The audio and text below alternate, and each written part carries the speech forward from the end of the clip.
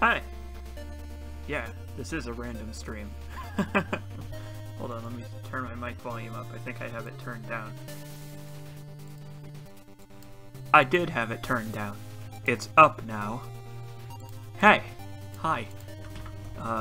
I bought Monolith. Monolith is a fun little game.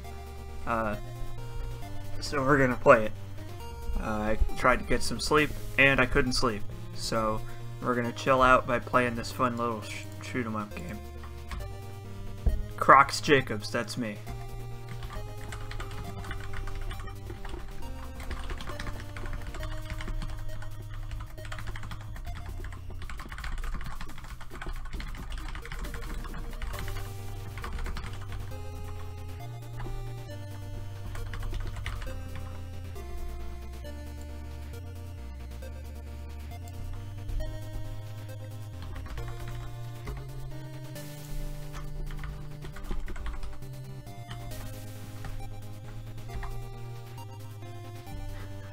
Oh man, lots of people here who aren't normally here.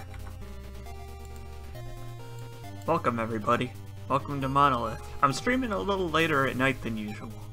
That's probably why you are all able to catch the stream.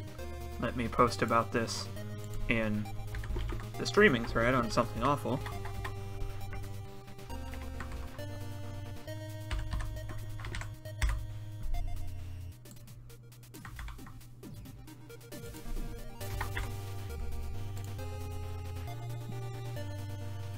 I was a bit worried that YouTube would set this stream to unlisted because my Alan Wake stream with Skippy was unlisted for the Patreon stuff.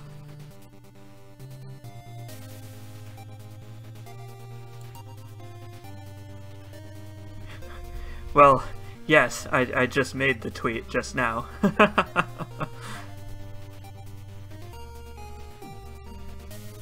It is 9 o'clock at night here in the Midwest, United States of America.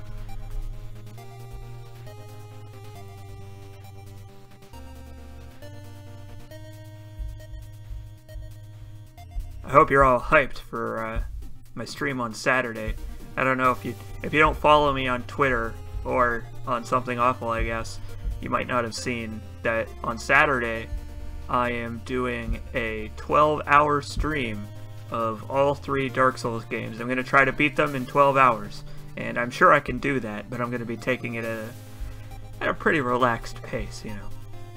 It will be my final Patreon fundraiser stream before I go back to school on Monday, and I'm not super hyped about that because I have a full class schedule this fall, and so I am going to be busy on the weekdays now, which means that I will not have as much time to work on Let's Play stuff.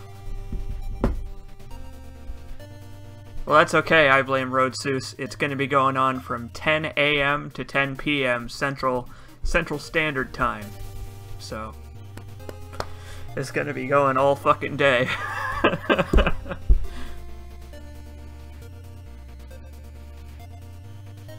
I'm excited for my stream on Saturday too. I'm pumped for it.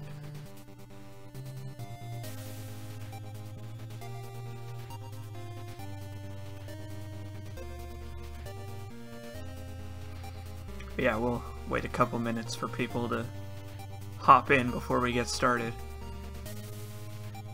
I don't know how many people are going to be here. It's kind of a weird time to do a stream later at night on a Thursday.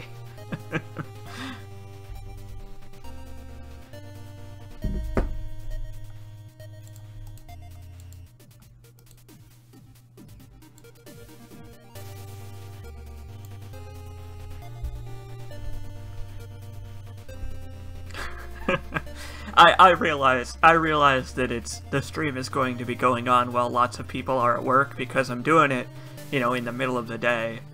So that's why I am going around shilling it anywhere that I can, you know, just to get the maximum amount of people watching me die in Dark Souls.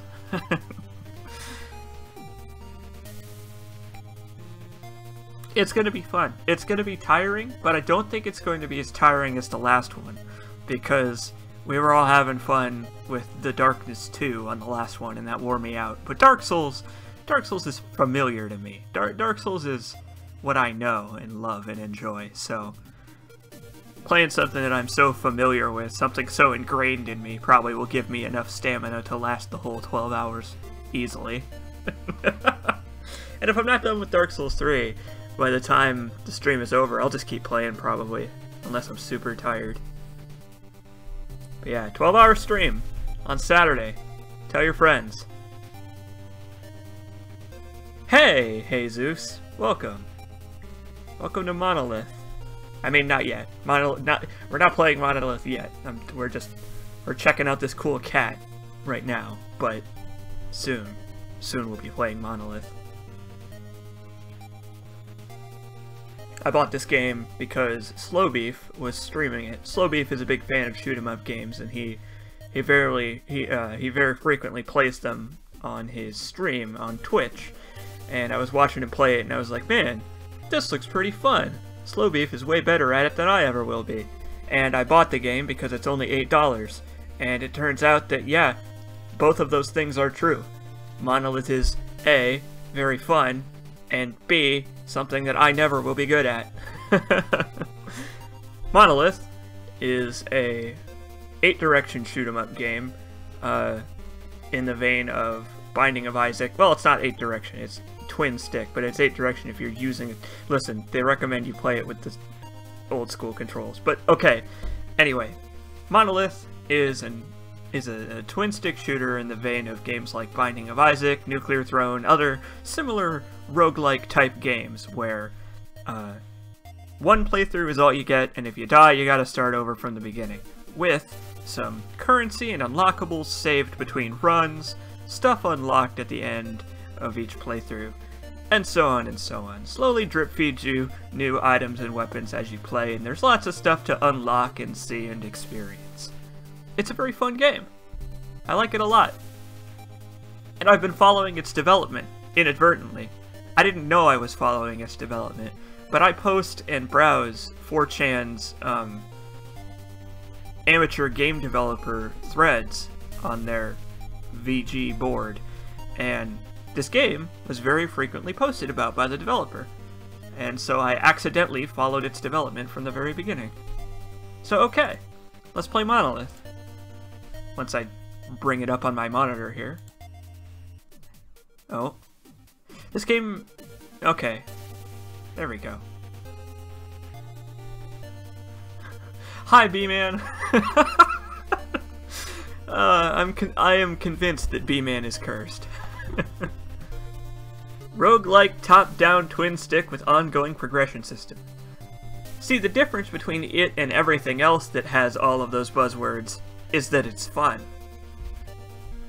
I started a new save file for this, so I'm gonna start fresh for you all.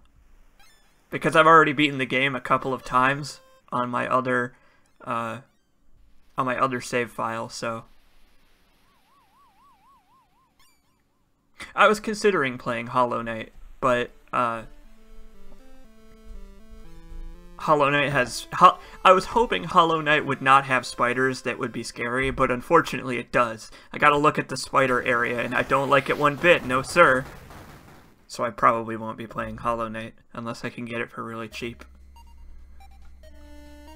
So here comes the story of Monolith. How's the video and the audio? It's good?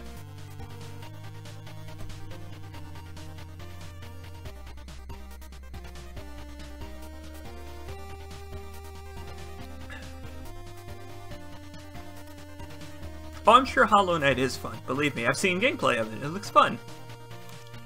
But I don't do it with spiders, man.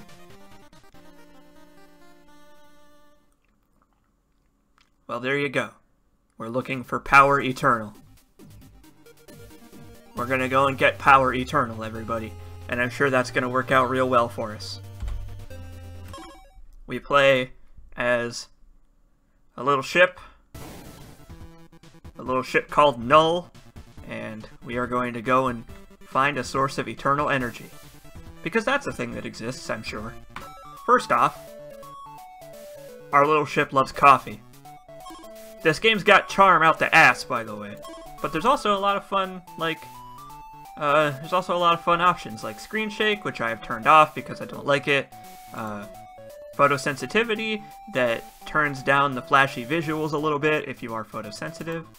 UI flickering to make it more immersive and all that shit. There's also scan lines and a CRT filter if you really, really want to emulate playing this like an old school arcade game. But I've turned all that off because it makes the game look bad when you're streaming.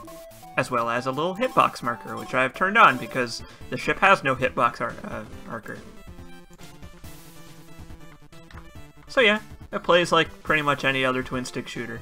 You use WASD to move, mouse to aim, or the sticks if you're using sticks. And you can dash with the right mouse button. And there's also bombs, which focus, you know, or they work as a screen clear. I lost my train of thought there. Already we have a boss fight. Great. One thing you're gonna learn is that I am very bad at these games. Like, I have always been bad at bullet hell type games, and this game gets pretty bullet helly at some points. It's not so bad when you're starting off, but this game kind of functions like Binding of Isaac, where it gets harder as you play it more, so I'm gonna run into some trouble. Here we go.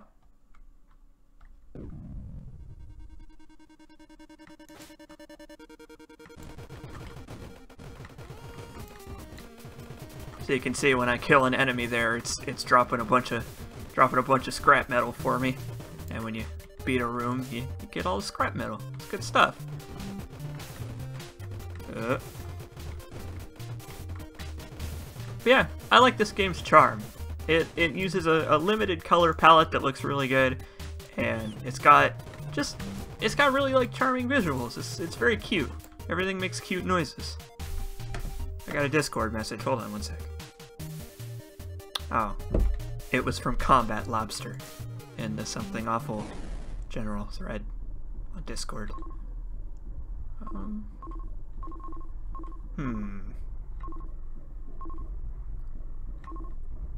gonna take this one.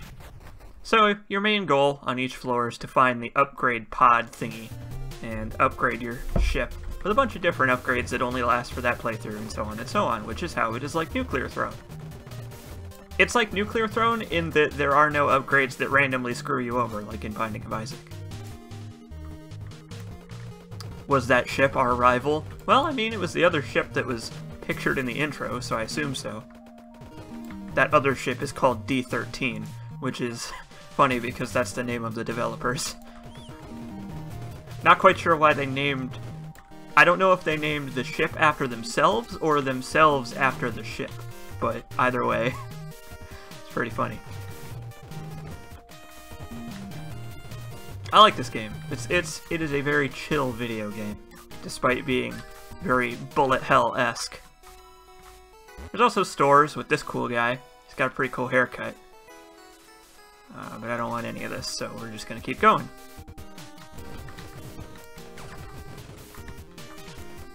The main reason I'm streaming this is mostly to convince people to buy it, because this game is really fucking good. Like, I really like this game. I like it a lot. Eventually we're gonna meet some friends, and I'm gonna have a way to spend all of the scrap that I'm picking up besides the shop, but I don't have anything like that yet. Oh boy. Oh, okay. It's fine. Everything's fine. But you can see how some of the later enemies, their weapons may act a bit faster than C. Jacobs' reaction time. We're gonna take this one. There also are secret rooms on every floor, which you can find by destroying connected walls. Doesn't look like there is one on this floor. Okay. Very rarely a floor will generate without one. But hey, once you have opened the way to the boss room, you can take on the boss. And the bosses are all very dangerous. Oh boy, oh boy. The bosses are where most of the difficulty lies. Like, I got a pretty good weapon, so it wasn't too difficult, but man. Let me tell you, this game gets hard. Floor number 2.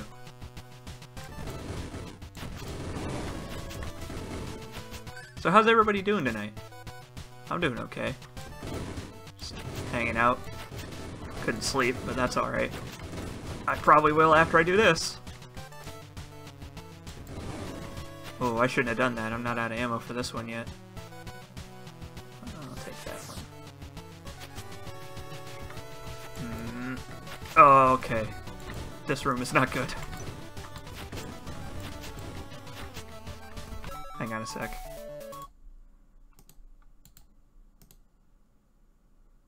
Hey, Shotgun Reaper. Welcome. I have to refresh real quick.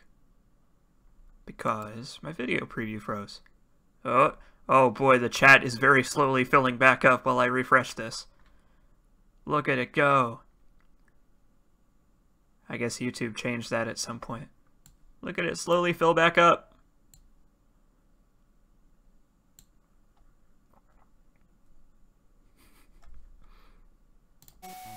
Okay.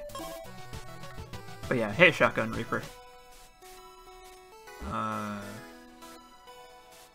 I don't want anything from this store either.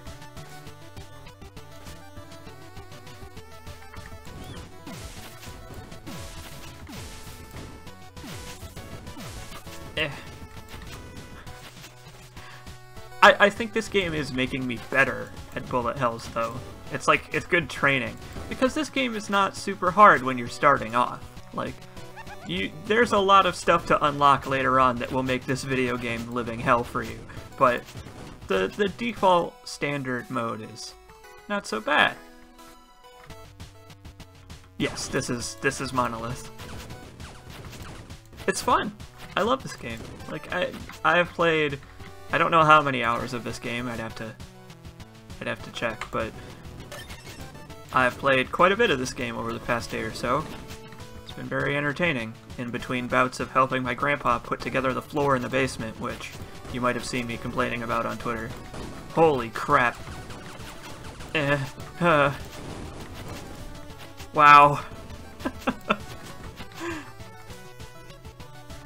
Is this game made by the same people that made Shovel Knight? No, it is not.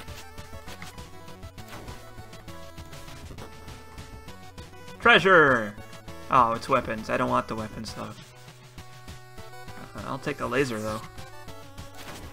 The laser is going to be pretty useful, because as you will soon see, laser weapons destroy things real good, so I probably will be taking a laser anytime I find it. There's gotta be a secret room somewhere on this floor.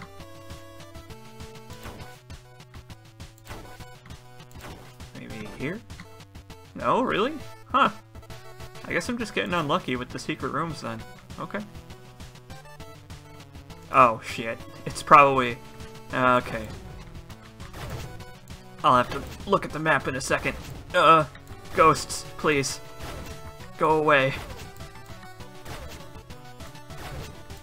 Oh. Those little ghosts, they don't seem like they would be that difficult, but boy, they are a pain in the ass. Am I a computer? I may very well be. I don't know, I'd have to check and get back to you on that. Ah, so this upgrade is pretty useful, because by default your dash does not make you invincible, but with that upgrade it does. So that's a good upgrade to have. Usually I grab that one and then don't make very good use of it, so great. But yeah, you have to bomb open secret rooms, just like in The Binding of Isaac. And they're found in the same way as well.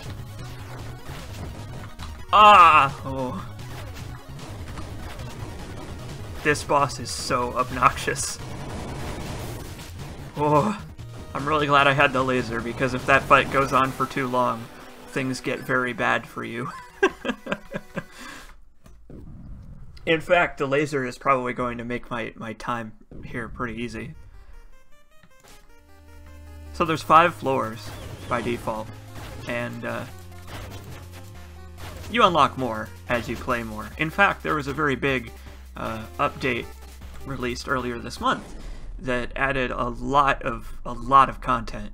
So I'm glad I picked up the game when I did, because the developers say that there's definitely more on the way.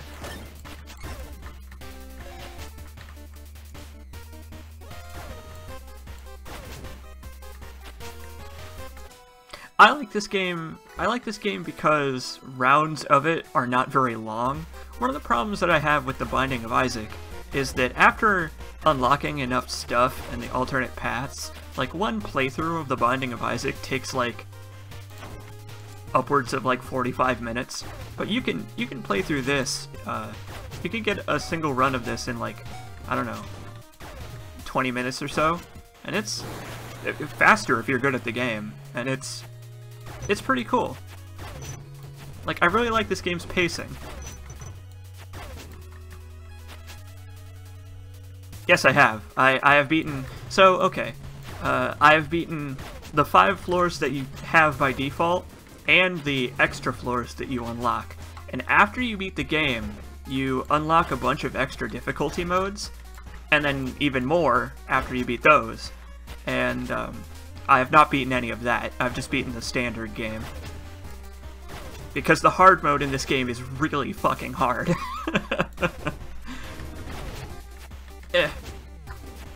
Like, believe me, when I started this game for the first time, even what I'm doing right now was really hard. And I didn't understand at the time. I did not understand the depths of difficulty that this game holds under the surface.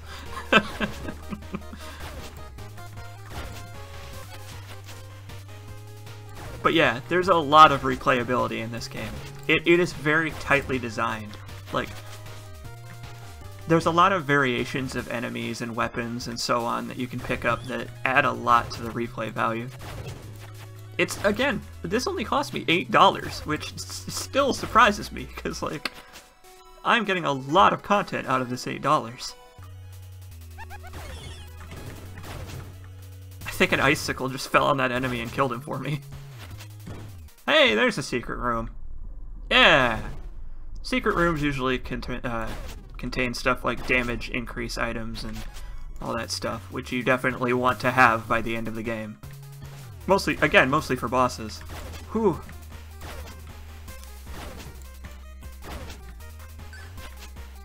My laser is starting to dwindle. And that's a problem, because I'm going to need my laser for the final boss. Or, well, final boss. It is the final boss for now. We're gonna go and destroy the... Oh, that's gonna have a lot of ammo, but no, okay, fine. I'll stick with my laser. Oh god. Here we go, everybody. It's a horrible creature! This is one of the harder bosses to not get hit by. I mean, they're all hard to not get hit by, but this one is especially hard! Because I've only got the right side of the screen here for safety.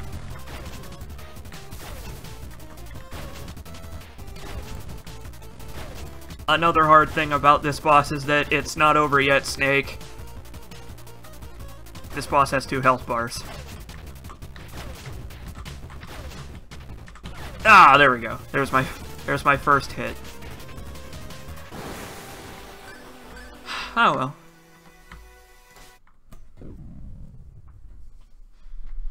Oh man.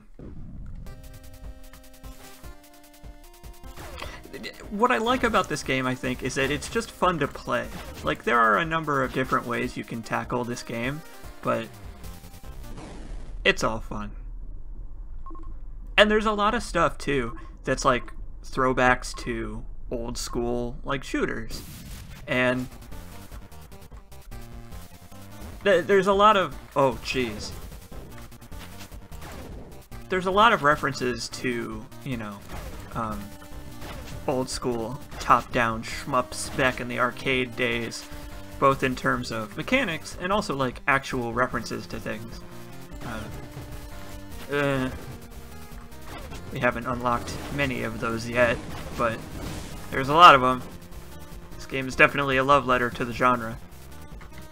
I'm gonna save that for in case I need weapons later, which I probably will be needing. I phrased that really weird.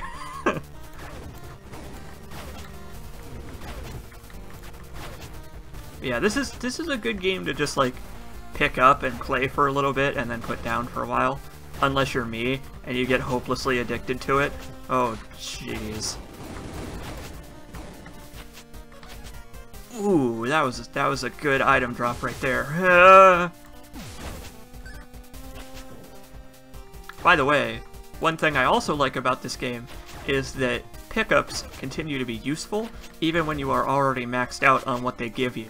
Like, if I have the maximum health and I pick up another heart, it'll fill up this little bar over here. And if this little bar fills up, it gives me... oh, shit. It gives me an extra heart, which is cool. I like that there are multiple ways to increase your max health.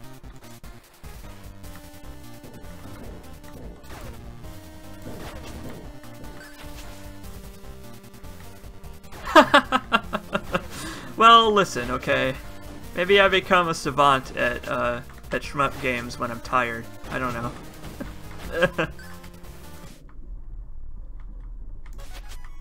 Boy, this laser really is going to carry me through this run.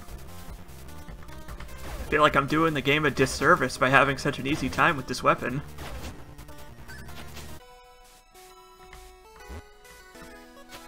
Gonna take that damage up.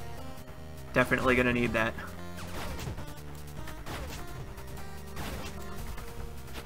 But again, this is not even as hard as the game gets. The game gets much, much harder than what you're seeing right now. Like, the game has not yet removed the kid gloves. But believe me, they're gonna come off. I believe we're on the second to last floor.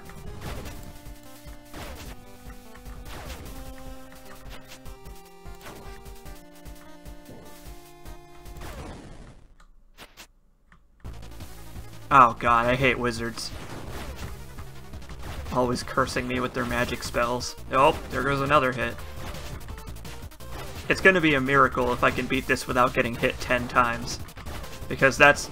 see, at the end of all of your runs, you are ranked on your time, how many times you got hit, stuff like that. And, the S rank for not getting hit is 10 times or less. So now I'm going to have to play pretty much perfectly. Exactly, Emily Smith. You can tell that the game hasn't removed the kid gloves because I'm not eating shit yet. It's only a matter of time. Now we're on the last floor. For now. This is the last floor for the time being.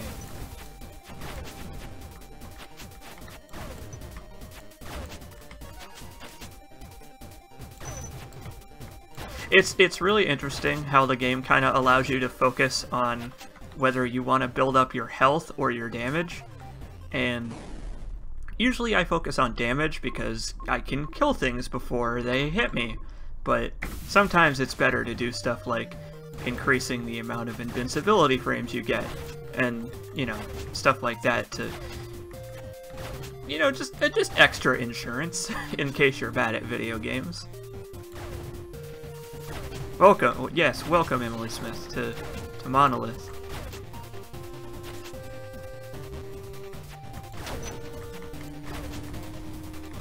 So some of you might have noticed that my Let's Plays have been updating very sporadically, except for Bloodborne recently, and it's because I've been helping my grandpa out around the house. See, my grandma was away visiting family in Michigan, and she decided that my grandpa was going to paint and put new laminate flooring on the floor in the basement, and he didn't want to do that. I also didn't want to do that, but my grandma wanted it done, and so it had to be done. And so I've been helping him with that for the past couple days, and it's been a pain in the ass. But we're done now. Just in time for my vacation to be over. But I'm going to render out Alan Wake tonight, and it should update tomorrow. So, look forward to that. Emily Smith apparently spent all day playing Persona 5. Well, that's good for you. I spent all day today putting together a floor. Yeah, exactly. I was voluntold. Oh, what the fuck am I gonna do now? Oh, okay. They have insurance for in case you fuck yourself. Oh, I hate this guy. Oh, this guy sucks!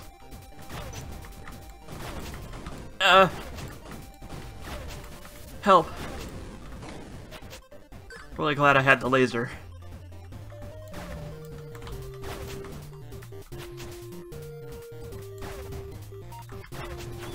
Oh, I hate this one too. No, no thank you. Okay, we're good. Got a little bit stressful there for a minute, but we're good. We're gravy, everybody. It's all okay. It's all perfectly fine. Can you see now how this game is getting difficult? You ever play Enter the Gungeon? You know how Enter the Gungeon isn't really all that hard until you get to the bullet hell area and then it gets fucking impossible? Well, that happens in Monolith too. I like the enemy designs too. They're all interesting and that's the thing, is they're pretty much all fun to fight against. Like, there aren't any super bullshit enemies. There's a couple of bullshit attacks, but you know, it's mostly stuff you can avoid if you know what you're doing. There's one more weapon container, but I don't think they're gonna give me anything better than my laser.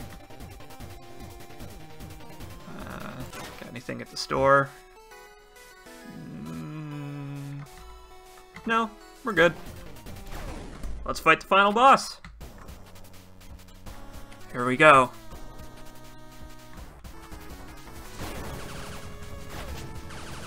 By the way, this is where the game gets hard.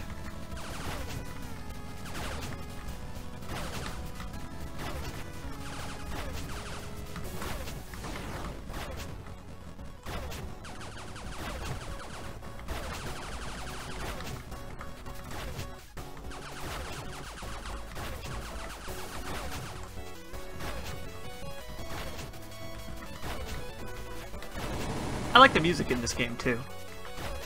It's got a very nice, like, retro type feel without feeling like super antiquated. Snake, it's not over yet.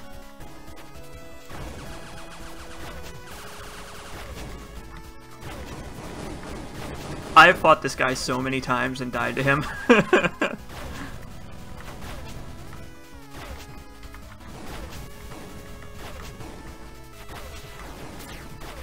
Oh, that was close. I scared myself there. Snake, it's still not over yet. He's got 3 health bars. Just chill. Just relax, everybody. That's what we're here to do, is relax. Just maxo relaxo. Maxo relaxo, everybody. Just pull up your lawn chair, have a beer, and use your bombs so that you don't die. Oh. So for beating the boss, we get a magical seal. 1 out of 4. And that's all we can do for now. Look at that! I only got hit 8 times. Nice. So, yeah, that's Monolith. I mean, that's the very, very beginning of Monolith. I'm upset because we were 1 minute and 50 seconds off from me getting an S rank on the time spent. Also, apparently there were secrets on the first 2 floors and I just didn't find them. So I don't know. That's right, I got a sad. Well, we're gonna have to do better than that. Because we've got 3 more seals left to break. And of course, because this is like the Binding of Isaac, enter the gungeon, we get a bunch of unlockables every time we beat the game. Tons of them. More unlockables than you can shake a stick at. Look at them all. Look at them go. Look at all those unlockables. Holy Hannah. Asad means lion in Arabic. Well, there you go. I prefer that one. I'm a lion. Speaking of lions... Sup?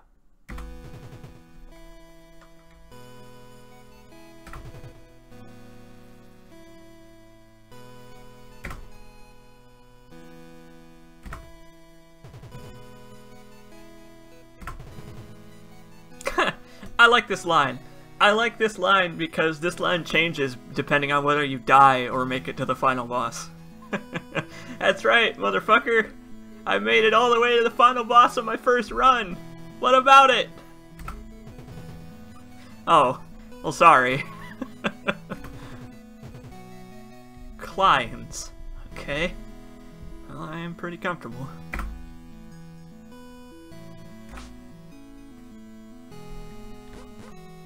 So, this is Klein's. He's our little buddy in our little hub area.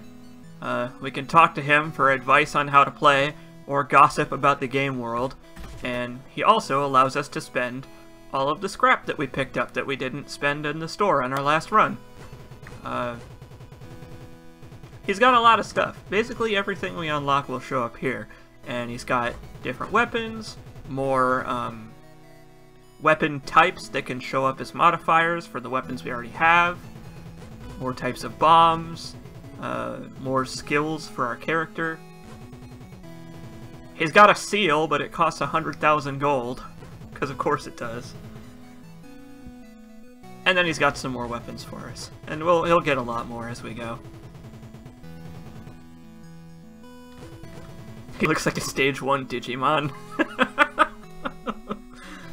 So we're not going to actually buy anything right now, because I'm going to save up for the seal, and I probably will be able to afford it on my next run. So, we'll buy stuff then. It also allows us to furnish. Yeah, the purchases are permanent. We're permanently buying upgrades, like buying guns and Enter the Gungeon. What's up, Kleins? Oh, hell yeah! Do I like it? It's a little bit gaudy. You got anything else for me?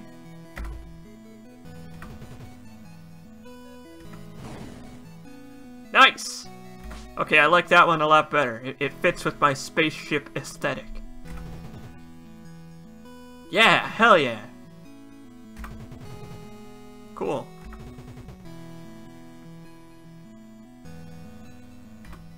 So, as we go along, Kleins will populate this area with more stuff, like a bestiary goes over in this corner, and there's a jukebox over here. He puts some paintings on the walls, hangs some banners, and eventually we get some trophies over here to denote the achievements and stuff we've unlocked. So that's cool. Kleins is a cool guy. I like Kleins. He's very helpful. Tell me some gossip, Kleins!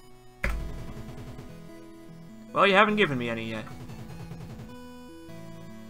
I mean, I didn't know you until just now, but okay.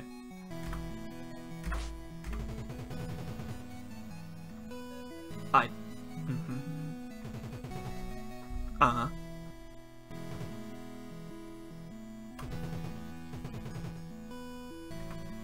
He does look pretty compact, not having arms and legs and all.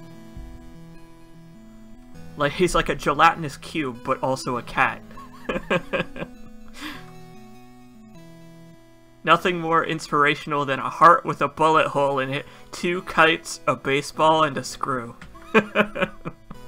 That's right, and don't you forget it. Let's go back in for another run.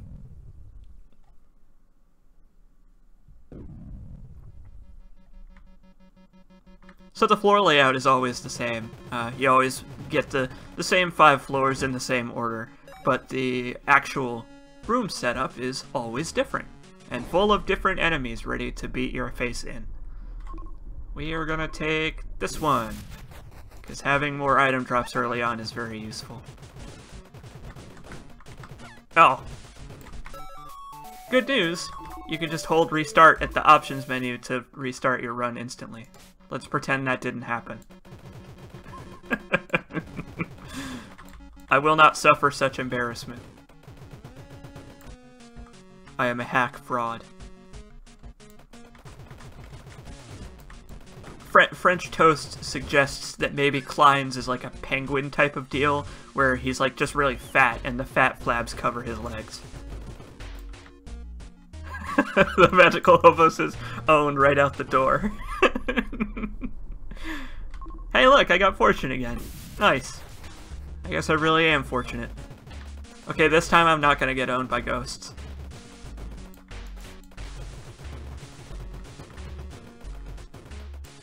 Ah, Emily Smith suggests that he's an ocelot because he goes on about the revolver. That's clever. I get it. Fuck. I really like this game. This is a good game to just chillax and shoot the shit with people.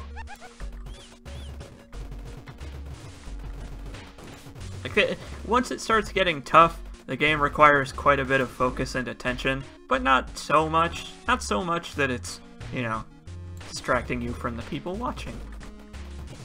You know, I can still glance over at the chat even when I'm dodging bullets like a professional. Absolute professional. That's what I am.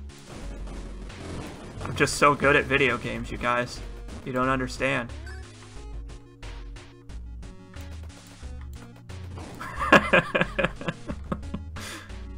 Okay, well, Klein's recommended the revolver, so this time we're gonna take the revolver. And hey, damage up.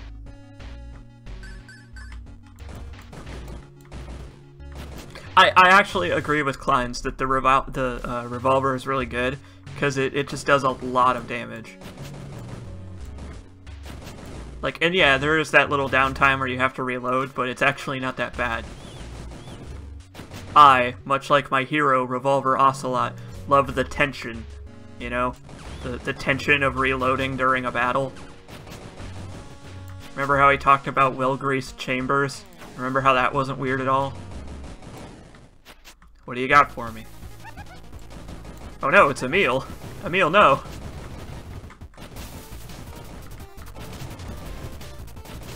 Look forward to my Let's Play of Nier Automata coming soon. Courtesy of my girlfriend who wants to Let's Play it. I'm going to Let's Play it instead and steal all of her fame. Actually, we were talking about that. We were gonna... I don't actually know who was here for it, but back in April I did a Nier Automata stream with my girlfriend, and she wants to do her first Let's Play of Nier Automata, and because I'm the best at Let's Plays, I'm going to be mentoring her on how to make a good one. And so I'm going to be posting it for her on Something Awful, because she doesn't want an account, because Something Awful sucks.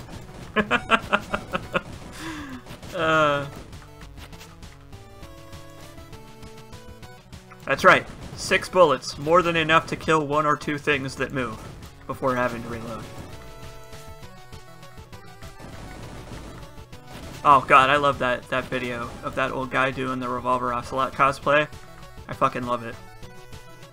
I retweeted that tweet. Oh, hell! Okay, we're good. Oh, that got real bad all of a sudden.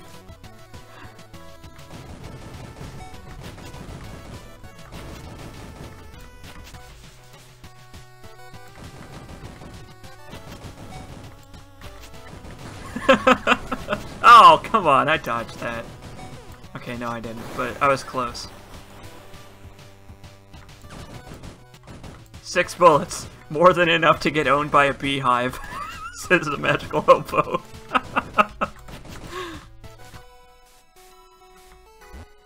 Not yet. I always hold off on buying the vault keys because there's usually they are adjacent to a secret room, which means that you can get in there a lot easier.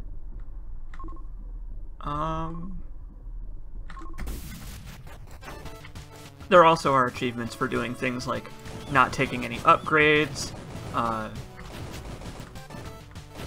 not upgrading your weapon at all, or picking up alternate weapons, stuff like that. And I have not done any of that because this game is hard enough as it is.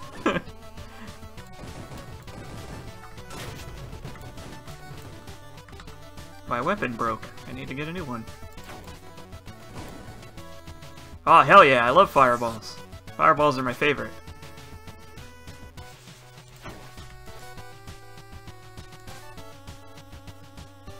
Do an LP of me doing a Let's Play of Nier Automata. Emily Smith's first Let's Play should be a Retsupre of my Let's Play. Lots of ammo, hell yeah. I'll take it. Let's do this. Oh, not this guy again. So there's 3 or 4 bosses that can show up on each floor, but sometimes you get the same ones twice in a row, and it's kind of lame. That's okay though, because my fireballs are absolutely destroying this guy.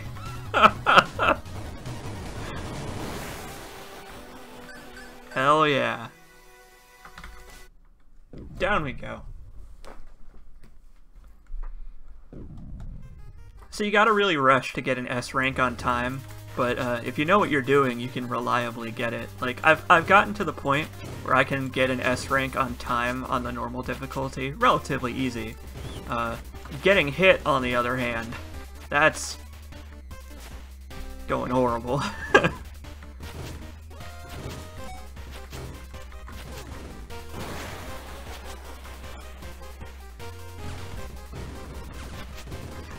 A Let's Play of me doing Max Payne's shoot dodge moves. Really, I should just be Max Payne. Like, I should just RP as Max Payne for my next Let's Play. Ugh.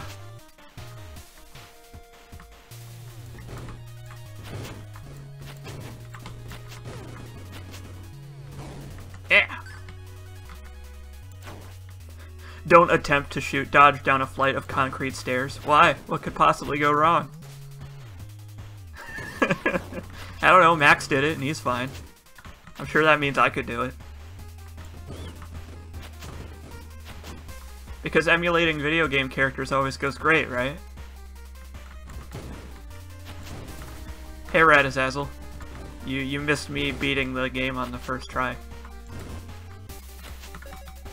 But to be fair, I had a weapon that did like 1 billion damage, so I had it kinda easy on that time. Ooh. Okay, yeah, I'll pick this up. Oh no, the store guy is a boss. I love that. I love that the store guy is a boss.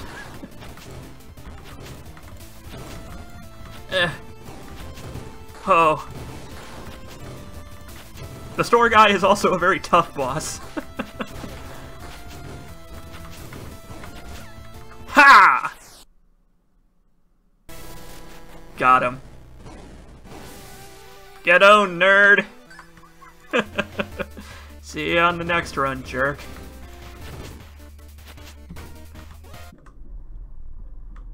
Yeah, it's like The Legend of Zelda. You try to steal from the shopkeeper, and he smites you with lasers. That is very... Well, I mean, you don't know that I'm not Blade in disguise. How do you know I'm not Blade? Let's see. Extra health and debris. Yeah, okay. I'm trying to save up my debris anyway, so I can buy the other seal. Hell, maybe we'll see the 6th floor on this stream if I do well enough. Hey, Lash Lightning. Yeah, Slow Beef did play this game for a while. This is where I got the... It's where I got the idea to buy it. I was watching him stream it, and it looked really fun. And as it turns out, it is really fun. This boss is another fucker. This boss, much like the other boss, seems pretty easy at first, but then... it's not over yet. Ow. Thankfully, the second form has way less health than the first form. It is, yes. That was a Contra 3 boss. Blade goes undercover as Max Payne! I still love that. That video turned out so fantastic. You want to know what C. Jacobs is like the pure, like, undistilled element of C. Jacobs? Wow, I took a lot of hits in that room. It's me laughing at the Max Payne Blade mod.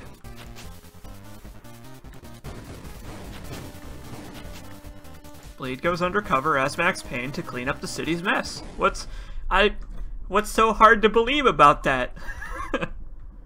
I'm gonna increase my iframes because I feel like it. These fireballs are serving me very well. Taking this was a very good idea. See, I like the fireballs because they smite things before they have the ability to harm you. That's my playstyle in these games. Like, in any bullet hell shooter, my general playstyle is kill all of the enemies before they even have the chance to attack you. They can't get hit, like, you can't get hit by them if they can't fire a shot. That's how it works. Oh, hell. Yeah, the Blade mod is the perfect mod, in that it's a terrible mod that barely works, but that's why it's so funny.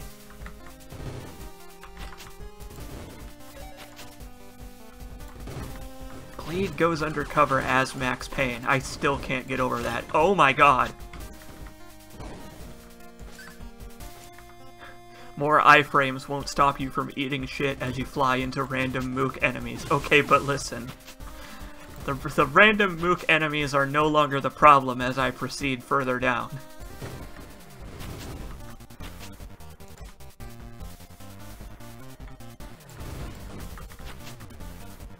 By the way, you die instantly if you get squished by something, so you gotta be careful not to... Like, more than not getting hit by enemies, you have to be careful not to get squished by crusher, like, objects, because those are... Oh, it's very frustrating when you're doing really well and then you get killed because a crusher blinked into existence on top of you. That's not very fun when that happens. Also, the full heal item in this game is pudding. Or flan? Something like that. And it looks delicious. I want to eat that pixel flan.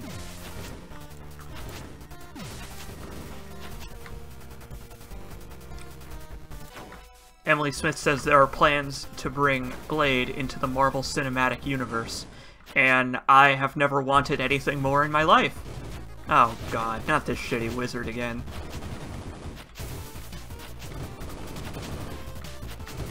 It's okay, the shitty wizard is weak to being exploded, so we'll be fine. I've found that most things in life are weak to being exploded, so we'll be fine.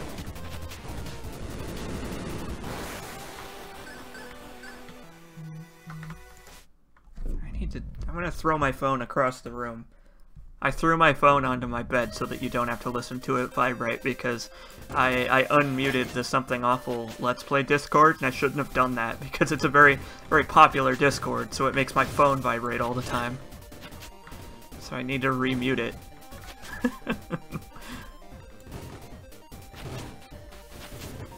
Okay, but when are they introducing Max Payne into the Marvel Cinematic Universe?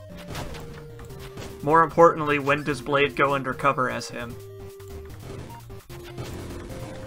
God, Wesley Snipes is such a chode.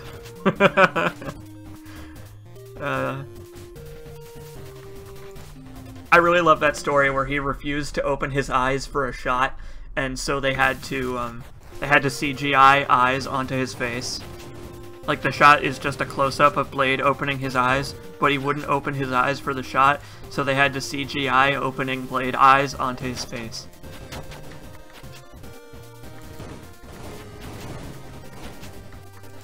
I really love Patton Oswalt's stories where he talks about how he would act only in character as Blade, and, like, all he would do is get high in his trailer and pretend to be Blade. And he would leave sticky notes addressing the cast and crew as Blade. It's good shit. That's how you know he takes the role seriously. Look, he's got a bandage on his head now because I beat him up.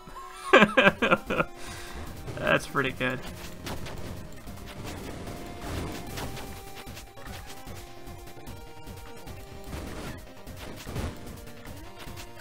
To be fair, if I were Wesley Snipes, I also would act that way because who the fuck is gonna tell you not to? Ooh, we could get another seal. Yeah, okay, cool. Let's fight death. We're gonna fight death now. Also, fighting this guy is way harder than any of the other fights, because this guy is just. This is a problem. Oh my god. God. Oh. Hey, what's up, buddy?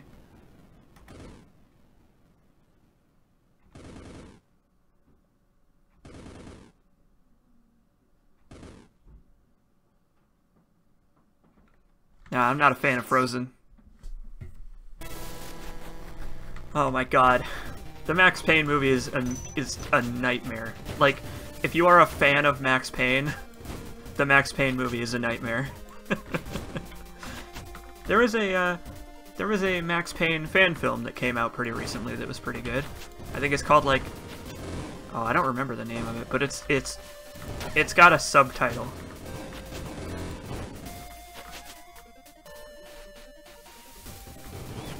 I think it's called like Max Payne Retribution or something. I think that's what it is actually, yeah. It's pretty good. I watched it. Max doesn't shoot dodge in it though, that I could see. I didn't see him do it. Maybe I missed it.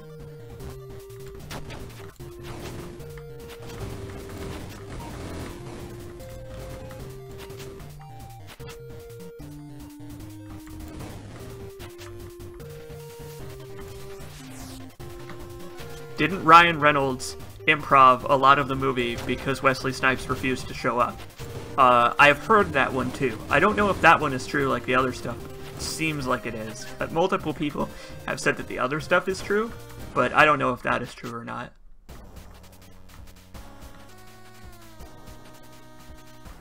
Alright, here we go again.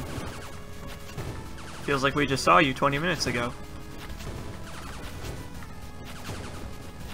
Ah!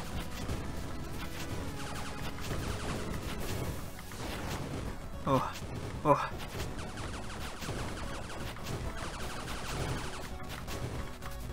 This is going to be slightly harder because I have less bombs. And a crappier weapon than the lasers. Lots of C. Jacobs grunts of effort in this one.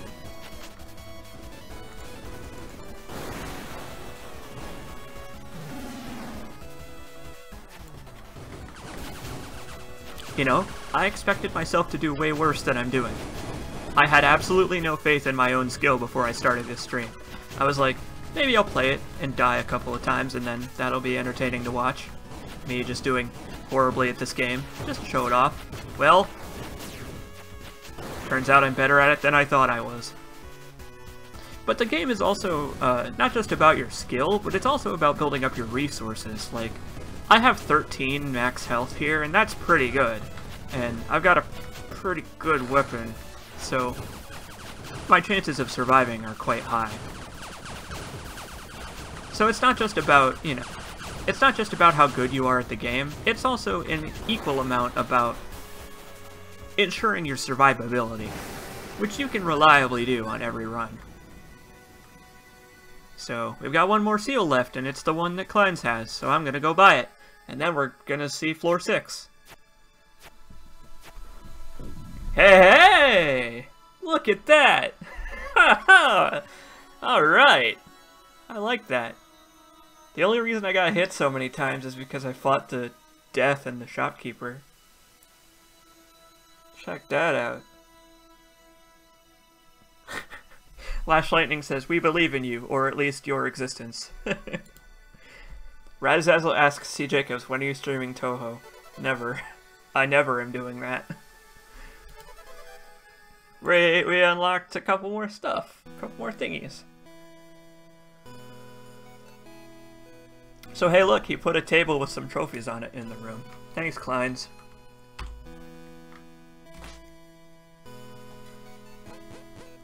Alright, Kleins, what do you got for me this time?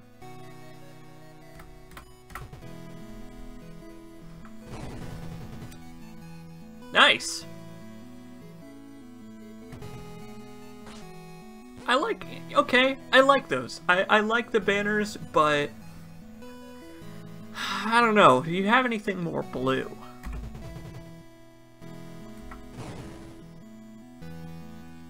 See, that would have fit with the first rug. Keep going, man. Well, it's not too tacky, it's just it doesn't gel with the feng shui of the room, you know? No, I think it's charming too. Kleins, you're putting these words in my mouth that I don't agree with. Now there you go. That's the ticket. Go for it. I'm keeping that one.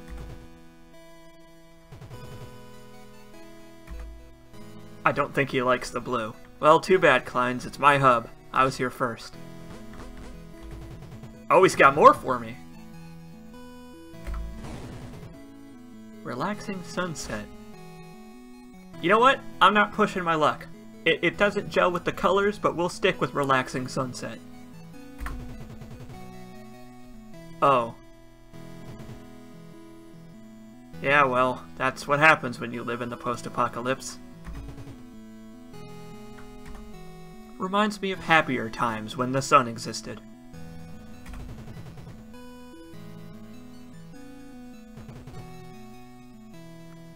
Relative similar.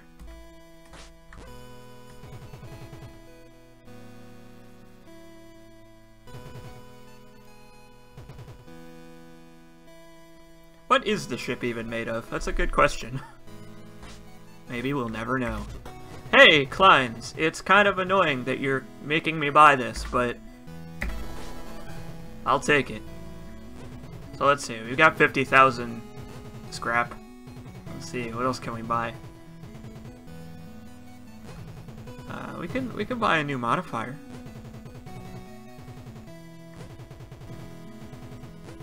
I don't think we can afford any of the weapons, though. We'll buy a new modifier for our weapons. How about this one? Because there are a lot of mechanical enemies later on in the game. So now that's been added to our weapon pool.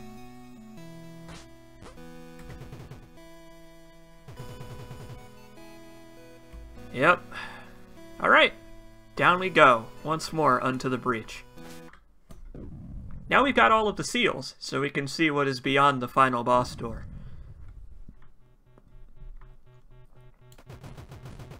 Here's a spoiler for you. It's more video game. But anyway, this game works kind of like The Binding of Isaac, and somewhat like Enter the Gungeon, where the more you play it, the more progress you make, the harder it gets.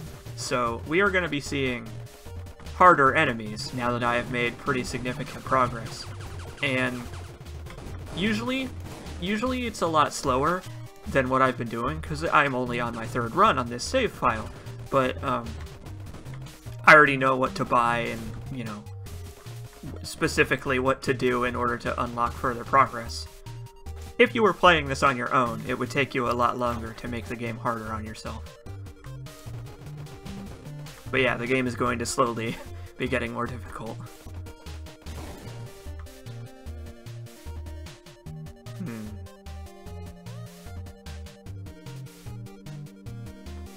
We'll take the fireball again. But I have... It's gonna expire faster, though. But that's okay. But yes, this game is...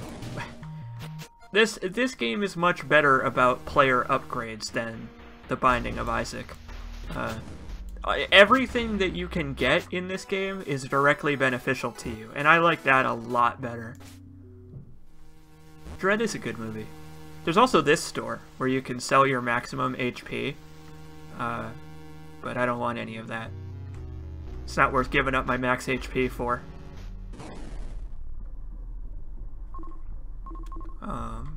we'll take salvage. Oh boy. But anyway, there are tons and tons of room layouts. Like, it is very rare that you will see a duplicate.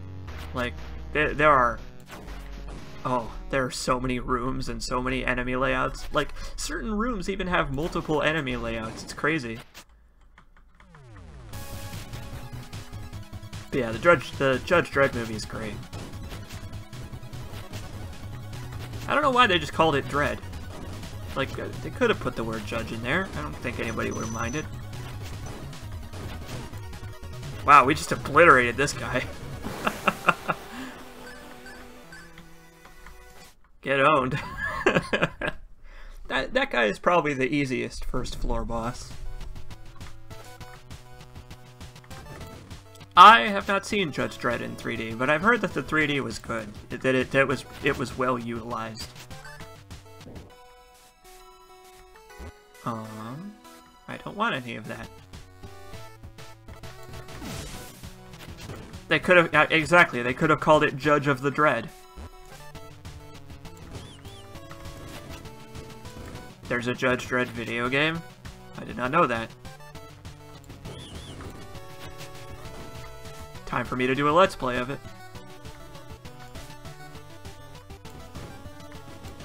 I'm just gonna Let's Play every video game, if that's cool with you guys. Like, you know that video game that you really like, and also that one that you really don't like? Yeah, I'm gonna Let's Play those. All at the same time. I'm just gonna start 500 Let's Plays and then not finish any of them. For like 3 years. It's kind of the track record I've had so far. By the way, the Silent Hill, the second half of the Silent Hill Let's Play will probably be starting next week. It was going to be starting last week, but my girlfriend, who was being my co-pilot, she wanted to get a better mic. And I agreed with her, because she was just using a shitty webcam mic. It's gonna be fun, because she doesn't know anything about Silent Hill, and so, like, she's gonna be the inquisitive mind who asks a whole bunch of questions, and it's gonna be fun. It's gonna be a lot of fun.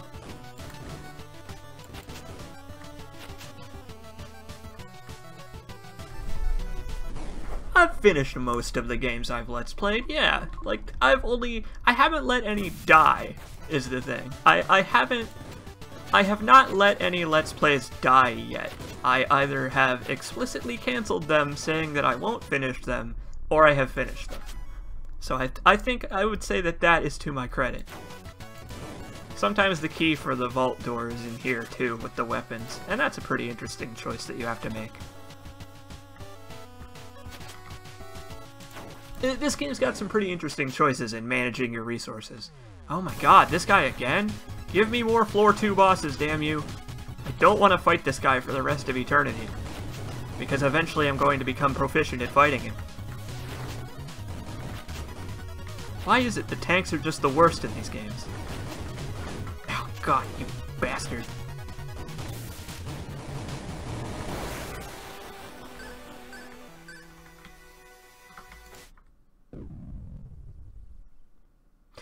Dark Souls 3 and Dead Space 1 are not the only Let's Plays I have those are the only, I guess, modern C. Jacobs Let's Plays I've canceled. There also was Fallout 3 back in the day, but everything else I have finished. I'm pretty sure. Oh god, god. Dead Space 1, Dark Souls 3, Fallout 3. I think that's it. I can't think of any more off the top of my head. Oh, Crash Bandicoot. My Let's Play I did before Dead Space was a Crash Bandicoot trilogy Let's Play that I never really got off the ground with because my co-commentator that I chose for that one turned out to be a dick. And I don't feel bad saying that, because he's still a dick to this day.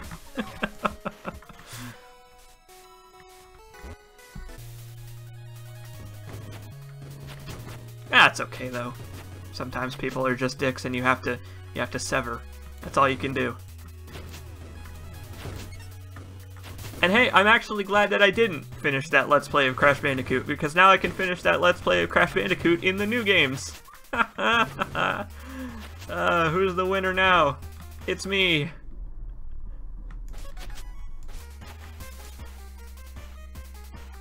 Although, the Crash Bandicoot HD remasters have their own issues that I will have to tackle.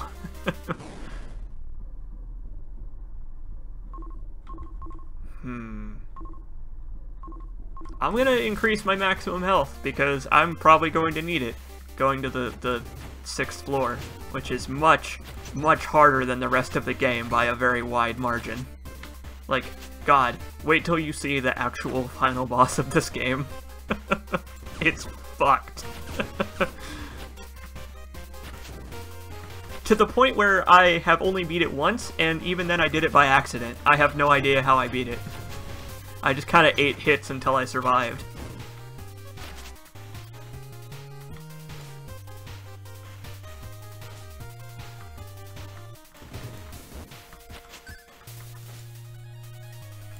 Everyone is a dick.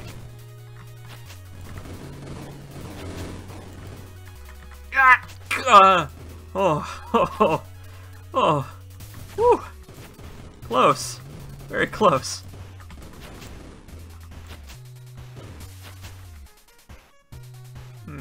Let's go this way next.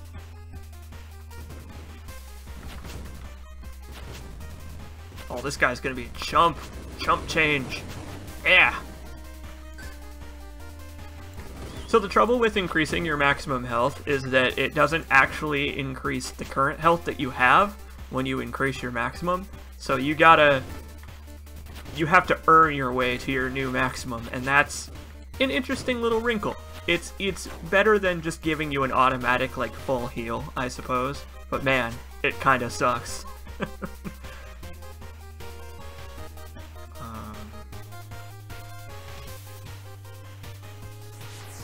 We're sticking with the fireball. The fireball has not yet let me down, so we're gonna stick with it. Although, now that I don't have the shotgun fireball, this is gonna be a problem.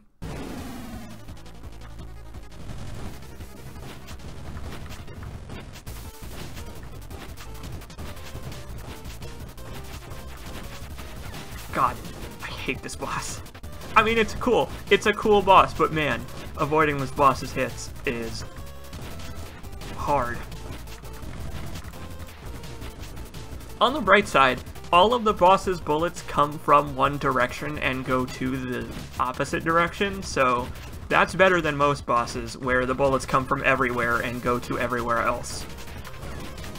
Used my bomb too late there. I always do that. I always get hit and then use the bomb, because I'm good at video games.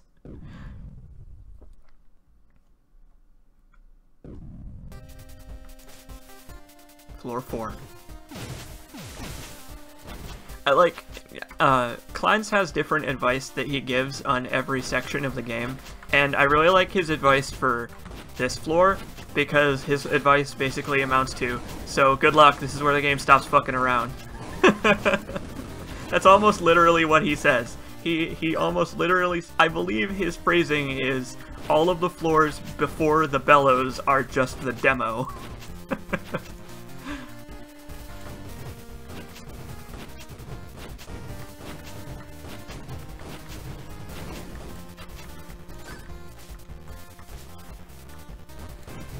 I have no idea what you guys are talking about in the chat. All I see is iced tea.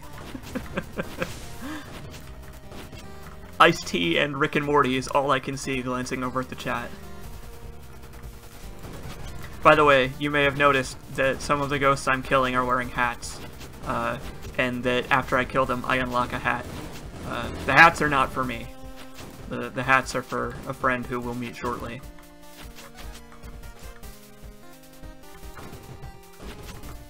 I wish the hats were for me, but I'm actually okay with the hats not being for me, because who... Oh, wow, look at that luck! Because the person who the hats are for is pretty great. No, the hats are not for Kleins. Kleins introduces us to the friend that wears the hats, but no, the hats are not for him. Really? Usually the secret room is, like, the one that's connected by 4 other rooms, but I guess it just wasn't that time. Okay. But yeah, there are, I think, 20 hats that you can get, and the hats are a fun little collectible thing. This game has a lot of fun, like, little collectibles that don't really matter, but they're still fun to pick up. What is this room? What the hell? Holy crap! That must be one of the hard rooms. I really need to find the weapon container so that I can get new weapons, because my fireball is starting to run out. Yeah, I'll take more damage, why not? But anyway, it's actually good that I am doing this as fast as I am, because it's allowing you to see how this game started off relatively easy, but now it is starting to get harder as I'm playing more of it, and I think it's a good way to show off how this game has a very slow difficulty curve over multiple playthroughs. It's really cool. It's something that Binding of Isaac definitely wanted to do and then failed at miserably, because Edmund Macmillan is a terrible video game designer. The big ghost's laugh kind of sounds like the Kefka laugh. I'll have to listen to it again. Yeah, okay, I can hear it. Yeah. Really, not here either. Okay, how about here? There we go.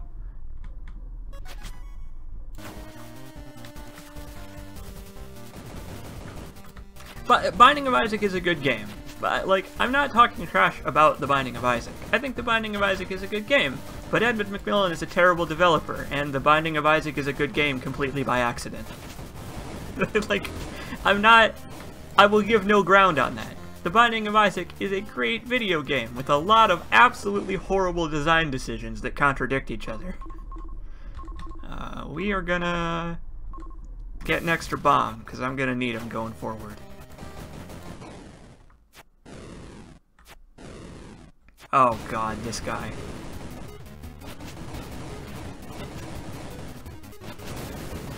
Guess where the safe spot is for this boss? If you guessed it's nowhere, you're correct. Nowhere is safe from the firewall. Ouch. I just kind of let that one hit me. I was so desperate to dodge the ones on the sides that I didn't dodge the ones on the everywhere else. Because I'm good at video games, you guys. I'm really good. Thankfully, you don't really have to focus on aiming for this guy. All you really have to do is shoot up. Ah! Oh, this guy sucks. I hate you. Where's my skill? Where did it go?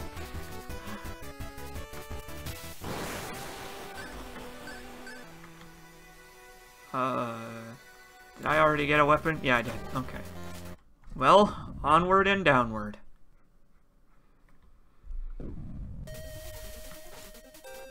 I've watched some gameplay of The End Is Nigh, which is basically Super Meat Boy 2.0, and it looks like it has a lot of the same problems that I have with Super Meat Boy, and none of the problems are fixed. And the wall jumping controls are even worse. Well, actually, they look about the same. It has a different problem that amounts to the same issue, where in Super Meat Boy, you stuck to walls a little bit too much, for my liking, and in The End Is Nigh, you have the option of sticking to walls so much so that you don't even slide down them. And I think that's a good decision, because it lets the player decide whether or not they want to slide down the wall to get a better vantage point for jumping. But it causes the same issue, because you're still too sticky. It's just that now you have the option to become even more sticky. It's like when you eat a cinnamon bun, and then you have to decide, well, I'm not full yet, but I'm already pretty sticky from the other cinnamon bun, and I don't want to wash my hands twice. It's that kind of situation. I'm sure many of you can relate.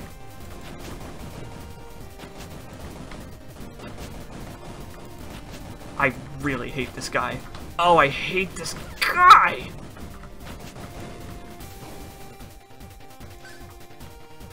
I also hate being sticky, but only in certain situations.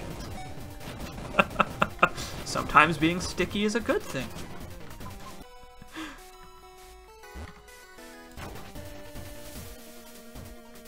Oh, I agree. You will hear no disagreement on the subject of cinnamon buns being delicious. Like, that's just a universal constant.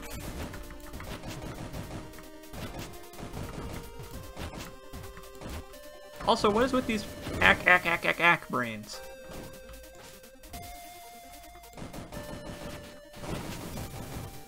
Be gone, thought.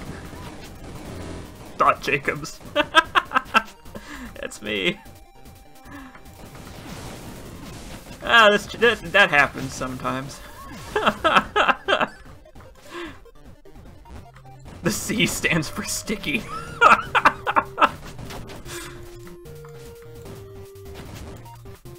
Skippy and I talk a lot about what the C stands for in the final episode of Alan Wake. I gotta say, I am really happy with how that DLC turned out. Those videos turned out fantastic. So we're gonna... I hope you enjoy those, because Skippy and I poured our heart and soul into them. If I told you the final boss of Alan Wake was Barry, would you believe me? I bet you wouldn't. Like, go ahead, tell me if I'm lying or not. Okay, fine, it's not Barry, it's actually Dr. Hartman. He's like, Alan, you broke my nose. Now I've come to take yours. You really do need to watch the Alan Wake LP. The Alan Wake LP is up there with Dead Space as one of my favorite LPs I've done.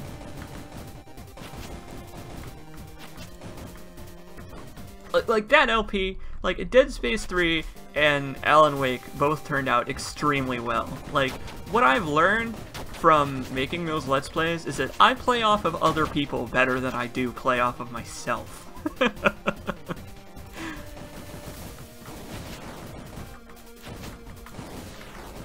Which means that I'm going to be co-commentating with myself for Nier Automata. Look forward to that. Look forward to my Quantum Break LP where I record my commentary twice and then commentate with myself in the past.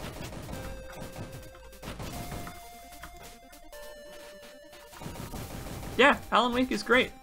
Good LP, good game. It's just fun. I'm gonna up my damage because I really need it. So wait, where the hell is the key then? Oh, it's probably here. But I need... Oh, both of those are really good. Fuck. I'll take that one. Alright, here goes nothing. That's right, C. Jacobs and J. Cabos.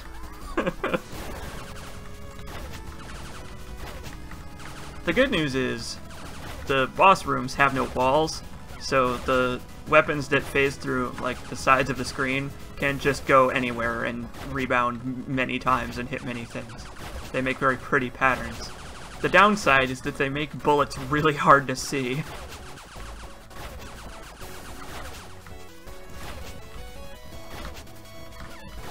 Oh, here's a thing that I really like about this game that it does that 99% of bullet hells that have this move don't let you do. You can cancel the dash move by holding the opposite direction. So I can dash and then go slightly less far by holding down the button, the opposite movement key.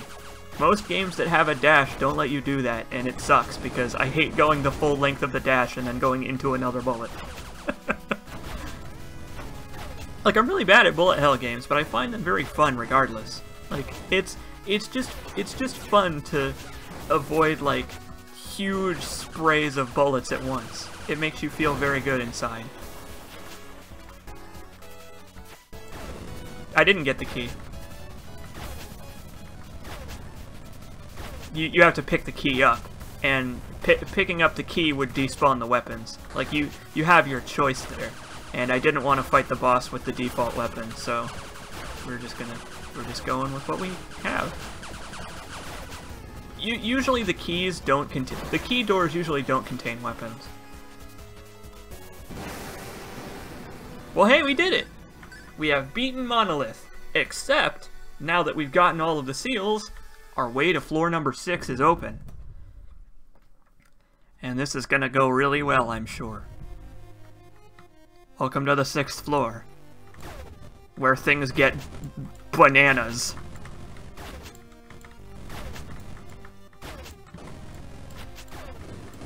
Hey, I found the secret room on accident. Cool. I'm good at video games.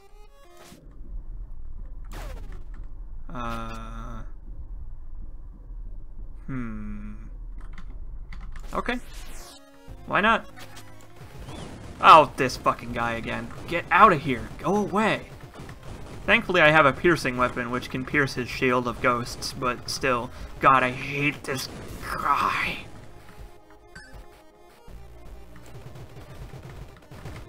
Oh my god! Yeah, this game... This is where the game officially stops fucking around. For real this time. God. Okay, okay.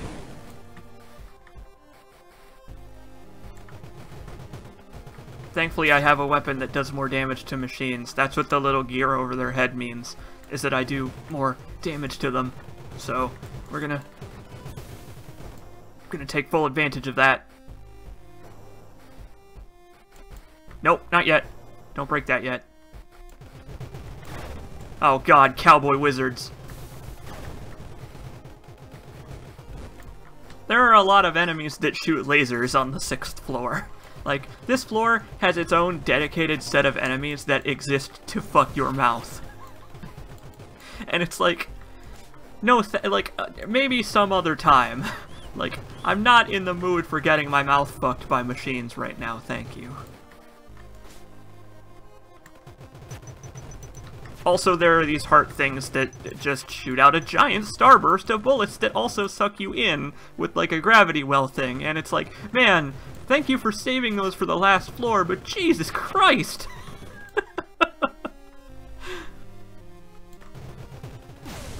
Exactly. Enemy types in this game include mechanical, undead, and cowboy.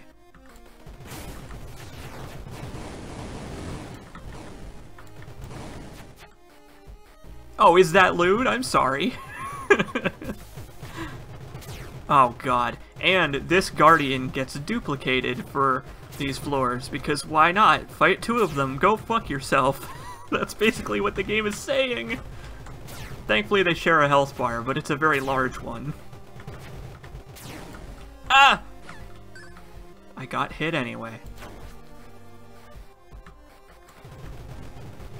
Does the chat have a problem with mouth fucking? Don't answer that. Rhetorical question.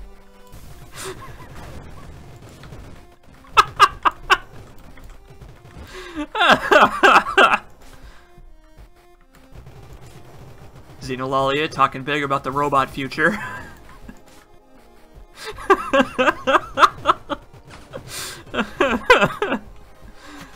Cyberpunk is pretty strange, isn't it?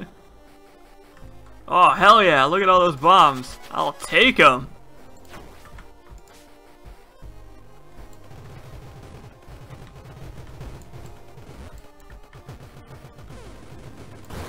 So this game also has multiple types of bombs, and they are all pretty useful. They are all more useful than the default bombs, which just push away bullets. Fire bombs do damage to anything that's near you. Or anything in the room? I don't know. I've never actually bothered to find out because I don't want to waste them whenever I get them. Either way, I'm trying to survive this without getting hit because I need more health. Believe me, I'm not going to be able to tank the final boss's hits. Oh my god, did you see all those bullets? Truly, we have entered bullet hell.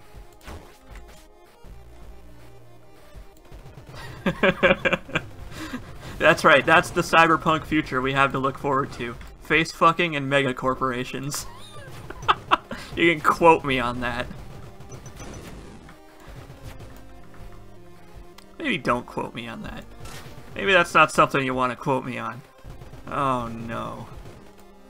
Okay, we're good. Give me a good weapon! Oh, neither of those are good. That sucks. Alright, well... Let's hope the revolver holds out for the whole thing, then. Here we go.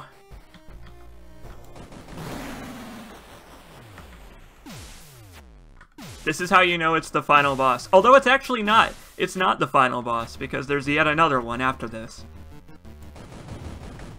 The final boss of Monolith is the Monolith. This boss is pretty fucked up. Like, oh, this boss is fucked up.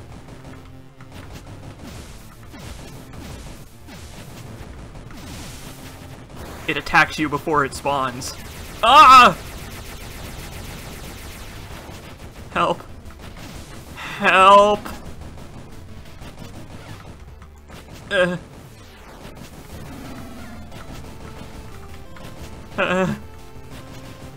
me just jam on that keyboard. Christ. I really don't know how you're supposed to avoid those swords. I guess you're just supposed to anticipate that attack and get out of the way. Hal got swole. Ah, well, joke's on you. It's not HAL 9000. It's actually a Metal Gear. Bammo! Hey, look, it's our buddy from the beginning of the game. He is the one that got swole. I don't know if I'm gonna win this. I honestly don't. It really could go either way. Because the final stage of this fight gets way harder. What is that? I don't know how you're... I don't understand how you're supposed to not get hit by that.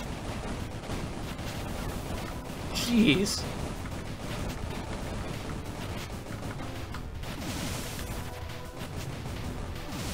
I'm out of bombs, by the way, so fuck.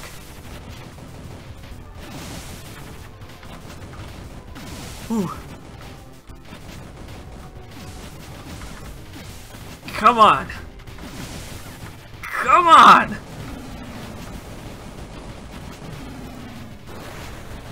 Ah! Okay. My weapon broke, but it's okay. I can still do this. We got this. We got this! Yeah!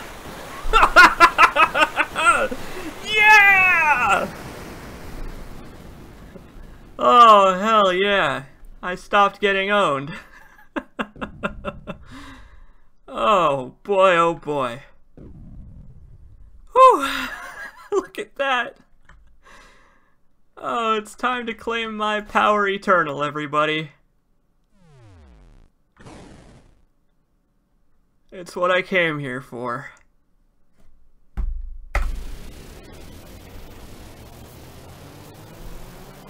Whew! Brother. It took me 10 hours of gameplay to get to that point the first time I played through this game.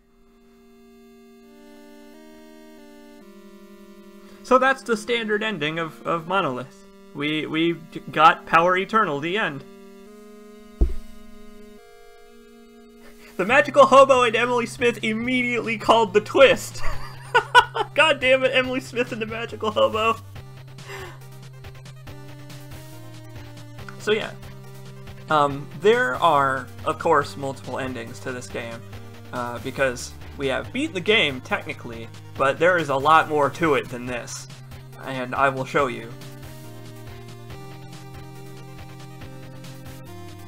I will give you a little taste of the difficulties.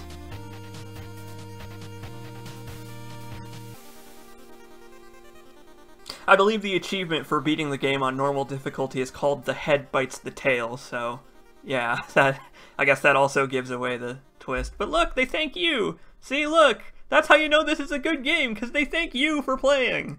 All good games do that. But no, this is not the end. Honestly, this is only the beginning. There is so much more. There is so much more video game than that.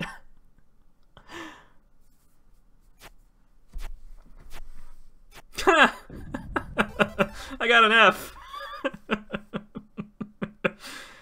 I'm a grim arbiter. Well, there you go. I got a new high score. I doubt I'll ever beat this, because that's a damn good high score right there. Damn fine cup of high score. we have unlocked lethality, which is basically different modes that you can play, as well as a bunch of different weapons in the bestiary. We got Svass! And hey look, now we have some friends here. Hello.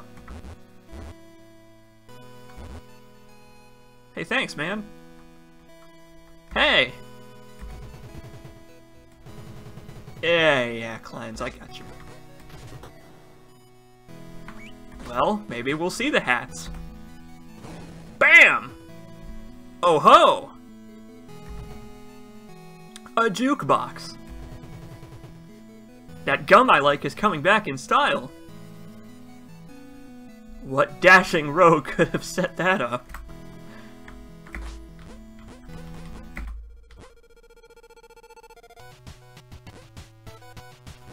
But yeah, all of the game's music is in here. It's good stuff. I believe he'll give me my new friend if I leave and come back. Let's do that. Means I have to play the tutorial again, but that's okay. It's easier to replay the tutorial than it is to quit out of the game, because I don't believe you have to fight the other ship again. Or they might make me. They might make me fight the other ship again, but that's okay. It'll go quick. Well, they don't. Oh, I guess he doesn't. Huh. Okay. Well, anyway, we'll buy lethality so that I can show you what it does. Jesus had to kill a big spider. Good! That's what it deserves. Kill that spider. Anyway, now that we've beaten the game, we can play as D13, the other ship from the intro, and we can play in hard mode. And there are 2 more ships to unlock for beating the game with the next ship and then the one after that. Also, there's lethality, which makes you... It adds modifiers to the game, like making you deal more damage but have less health, or die in one hit but have a ton of damage. It's all good stuff. We'll do one run. We'll do run one. We'll do a run as D13 just so that I can show off what hard mode is like. Funny thing, Noel's favorite drink is coffee, but D13's favorite drink is orange juice. Therefore, D13 is the worst ship. But I can turn the hitbox off, because D13's middle piece is a hitbox. But lethality is just a bunch of different multipliers that all have their own little achievement. You can play as any of the ships with any of the multipliers, which is pretty cool. In the grim, dark future of the year 40,000, there is only Vaporwave. Also, D13, and I assume the other ships, all have their own unique set of music. But anyway, the game's a lot harder with D13, like way harder. All of the enemies have new attacks, and they all shoot more bullets, and they move faster, and the bullets move faster. And you move at the same speed, so that's cool. I am not going to sacrifice my health. Be gone, thought.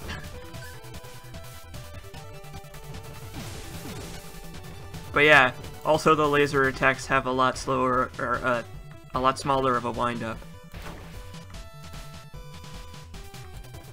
The requirements for getting S ranks are slightly more lenient for D13 to account for the game being way harder. Oh, I shouldn't have come in here. Oh, hell. Oh my god. Okay. But yeah, I like the hard mode because in a lot of games that unlock a hard mode after you beat it, they kind of seem like a new game plus, but this doesn't really seem like a new game plus because there's so much new stuff. So there's a lot more to see, believe me. Like, there are new enemies in the hard mode, and everything has different attacks, and shit's just fucked now. But the good thing is that we can go back to the normal difficulty, however it was before. I love this game. This game is so good. It's Act 2. That's right. This is the Route B.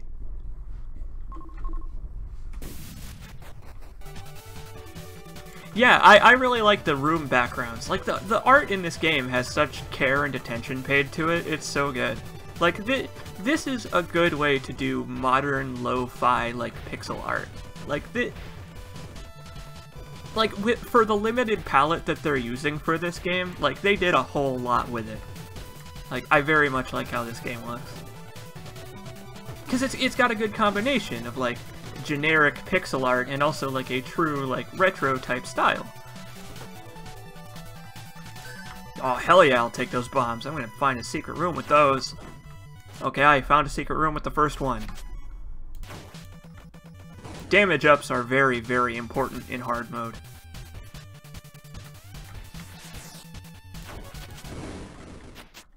Because everything also has more health.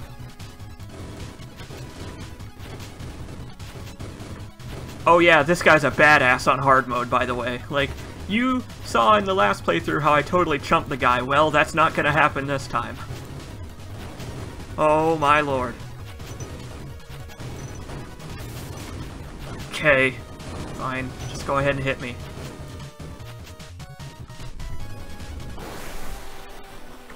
Something I like about this game, too, is that it encourages you to not take hits if you can avoid it, because up here in the top right is a little multiplier that goes up every time you clear a room without getting hit.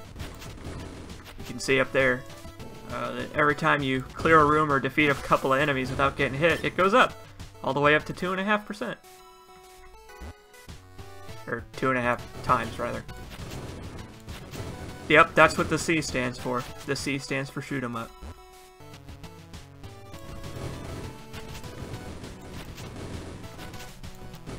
But yeah, one of the first things I did was turn off the screen shake because it gets quite ridiculous if you have an exploding weapon like this.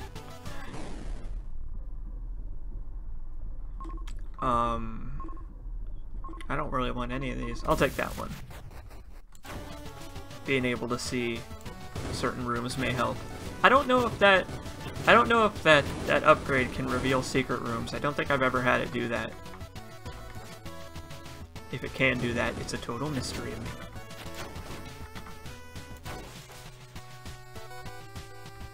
I really like the music in this game. It's so catchy and like it makes good use of like the old school type instruments. Oh, I love this game. Really like this game a lot. It's $8! This game is $8! Can you believe that? Like, look at how much replay value there is. And there's flan! How can you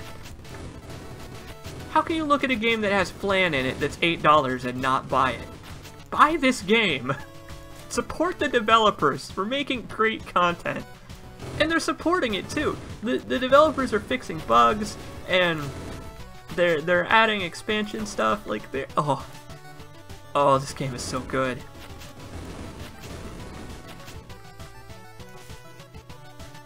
Well, there's flan and it's delicious. It gives you 3 health when you pick it up. What more do you want from me? But anyway, yeah, this is definitely, like, the hard mode is definitely more for the speed of people who know what they're doing when they play bullet hell games instead of, you know, me. So,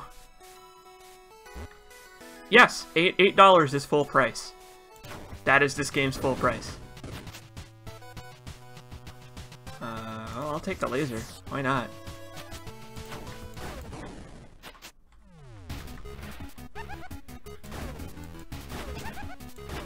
Emily Smith is trying to save up for pornography. Well, you have my sympathies. You can spare $8 for this video game. Oh god, this guy. Oh. This guy is crazy on the hard mode.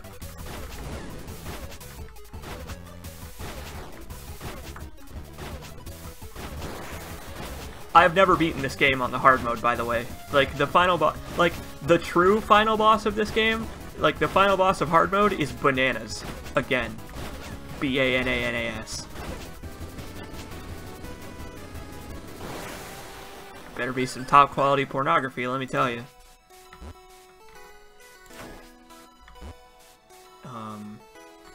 Take that and that. Whew.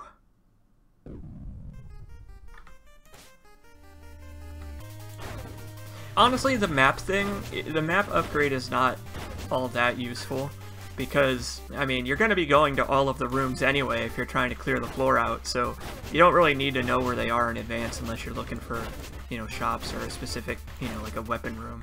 But even then, it has a chance to not mark it, so if it doesn't mark it, then you're fucked.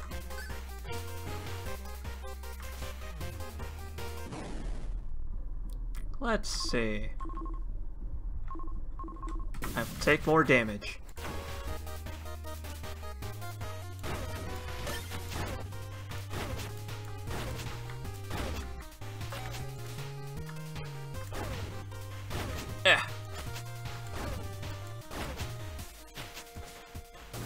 I honestly like this pace just as much as I like the slower pace, but I think the slower pace is more attuned to my skill set as a player of video games.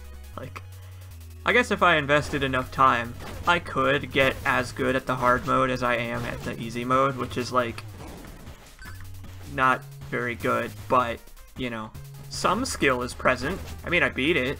That means I have to be at least a little good at it. Or maybe it's like my dear friend Max Payne says, and it's all chaos and luck. I don't know. I guess it could be either.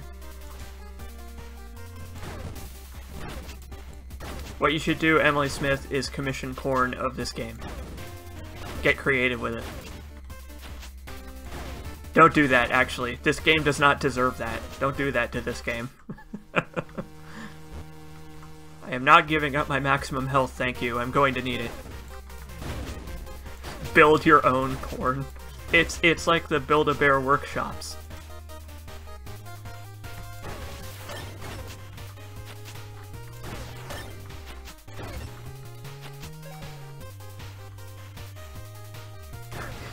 That's true. I beat it 3 times in a row without dying, so, like, there's gotta be a little bit more than just chaos and luck, but I assume that that's the majority of it.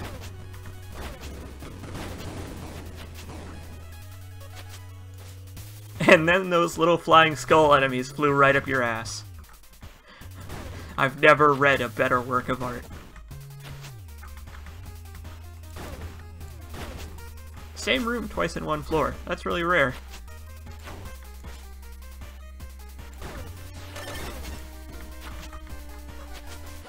Oh, I got... oh, I'm an idiot. I got hit on the transition between rooms because there was still a bullet there. I'm smart. Can I blame someone for nutting to flan? Well, flan is pretty delicious. So no. Fireball it is. Hey, hey! I picked a good weapon to take the fireball. Oh, I hate this boss so much. This is another Contra boss.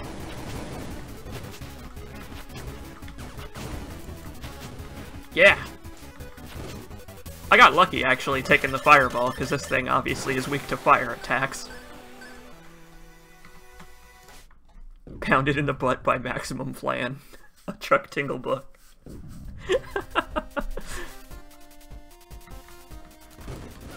Oh, I don't even know what hit me there.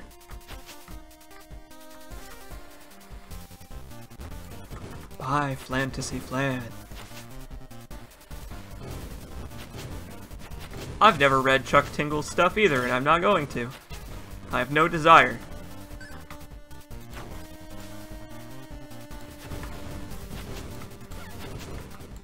Maximum Flan is the best setting on the Crisis suit. You know what? I would put on the Crisis suit. Like, if Flan were an option, I would put it on. Like, there's stealth, there's speed, there's, like, aggression, and then Flan.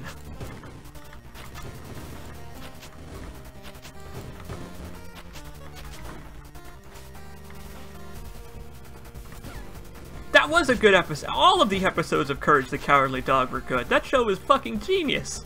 I love that show. That was probably my favorite cartoon when I was a kid. Or, well, I was a little bit too old to be a kid when it was on, but when I was a young teen. late gestation period of being a child. I really like that show.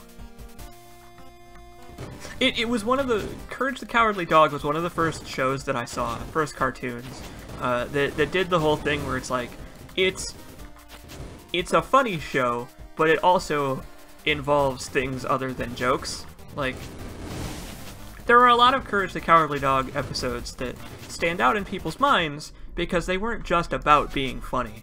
And that's something very special that I think that show had. I'm still a kid on the inside. Well, I'm still a kid on the outside, too. I look like a child. I can't grow a beard. The C stands for can't grow a beard.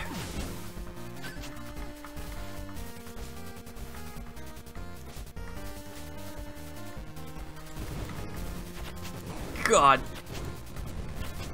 I liked the episode of Courage the Cowardly Dog that was about, it starts off with another, like, oh, it's a creepy, evil little creature in a mask kind of thing. And then the creature in the evil mask turns out to be this cute cat or bunny rabbit. I don't remember which character was which. And then the rest of the episode is like the rest of the episode after they resolve that is like a touching story about abuse. Where, like, one of the two girl animals is being abused by a big Rottweiler, and Courage the Cowardly Dog helps them escape the city. On a train. I remember that. I have not seen that episode in almost, like, what is it, like 15 years? I haven't seen that episode in almost 15 years, and I still remember what it was about. Because it really stuck with me. Because, again, it was like one of the first TV shows that I saw that was, like, funny, but also, like, emotional in some ways. I really liked that about Courage.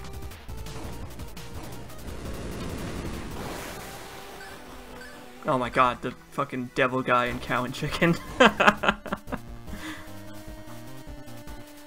these are both good. I'm gonna take the Pulse Wave laser. I remember that episode being very gay. Well, that was the thing, right? That was the thing that was also interesting about it to me, is that the rabbit and the cat were both ladies, and like I was like, huh. It was outright about lesbian furries. Well, yes, Emily Smith. If you boil it down, yes, I suppose. Oh, I shouldn't have done that. Whoops. Well, I'll grab the fireball. I might have to fight the boss with my main weapon because I just fucked up. I had forgotten that I had just grabbed the laser. I thought the laser was old because I was confusing it with my last playthrough. Whoops.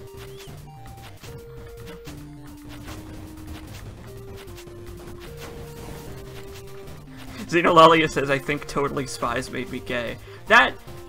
Like, man, looking back, that really was a fetish show, wasn't it? Like, I never noticed. I never noticed. And now I know.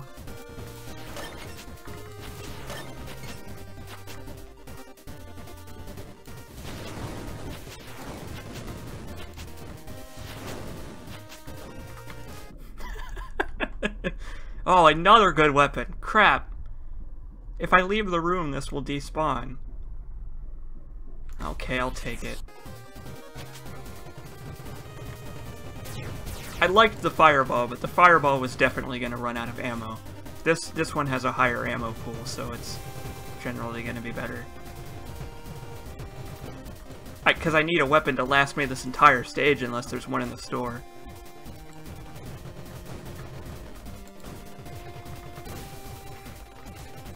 Oh, I hate this enemy. Stay in the room with both weapons, just forever. Just have that be my new home. I will take that one, because I'm definitely going to need to be invincible.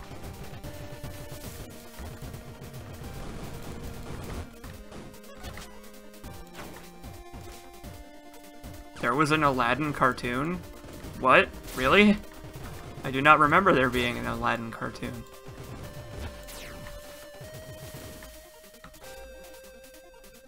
I didn't know there was anything about Aladdin past the first movie. Like, that actually was a recent revelation for me.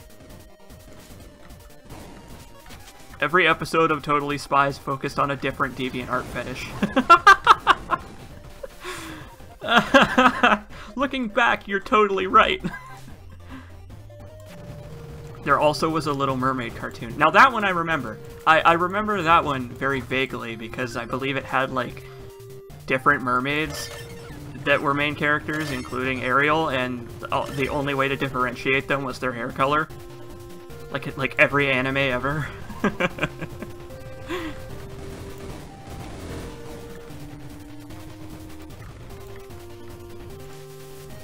There was a Hercules show. That I recall too. Feel sorry for all of these great Disney films being turned into shitty TV cartoons. Oh, I hate that room. Fuck that room. That is a good use of a firebomb. Okay, so there is not a weapon in the store, which is making me nervous because now I have to. Now I've kind of entered the bone zone, everybody. Ah, hell. Hard mode is hard, you guys. Why did I never... Why am I underestimating hard mode like this? Again, I've only made it to the end of hard mode once, and I haven't beaten the boss. So, if I manage to beat the boss of hard mode on my first run on this save file, I am going to be genuinely astounded. And then I'm going to keel over dead. So I doubt it's going to happen.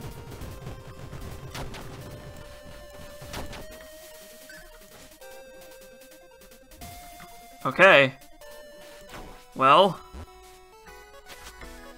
here we go.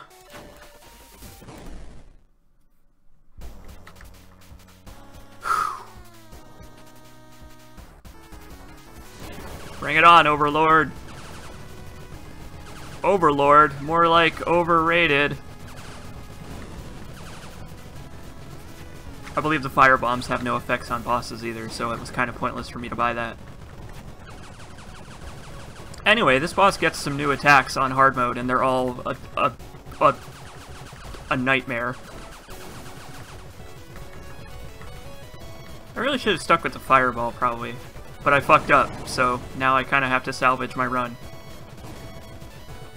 Which is not good, because the Vulcan weapons thing is that it has a lot of ammo, but it doesn't do very much damage, which makes it very bad for fighting bosses. Because you can see how little damage I'm doing. Finish up Bloodborne before I die? Well, okay. I'll keel over after I finish up Bloodborne. There goes my weapon. I'm fighting this guy with the default weapon now. Fuck. This is so much harder.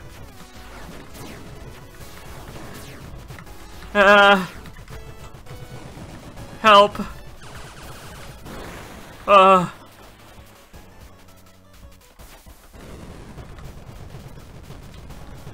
This part is subtly harder, because the bullets don't move to the sides in the normal difficulty, but they do in hard mode, and oh my god, fuck! This part sucks. Check this out. This gets even harder. Oh. Oh. Christ.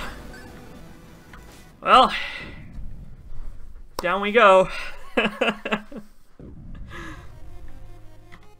I don't know how I'm gonna do this. The enemies down here are nuts on hard mode.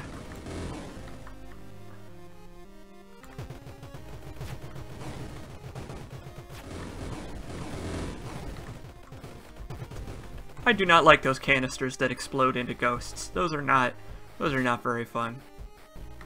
You defeated. You gain soul power beyond comprehension.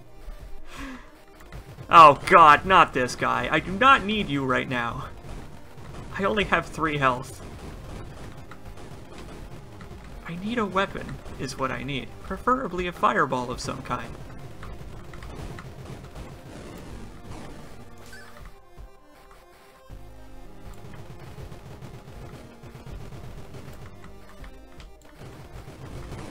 Ah, fuck ghosts. No, actually, don't fuck ghosts. That's a bad idea. You don't want to do that. That's how you end up cursed. You don't want to end up cursed because you fucked a ghost, believe me. It happened to me once and I never recovered. Oh great, the walls themselves can turn into enemies now, by the way.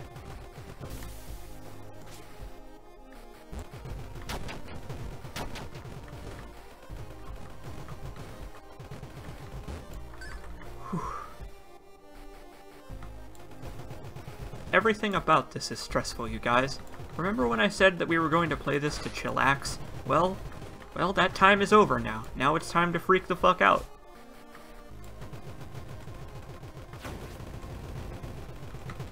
Why does that enemy flash you as an attack?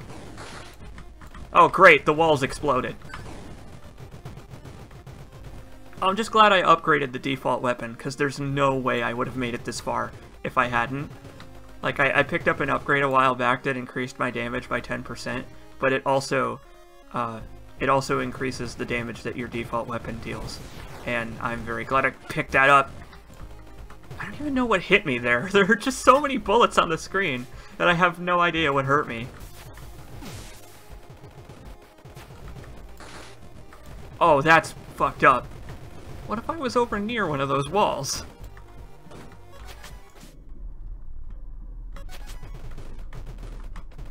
That's right, you have to clean up lots of ectoplasm, so don't fuck a ghost. You don't want to do that.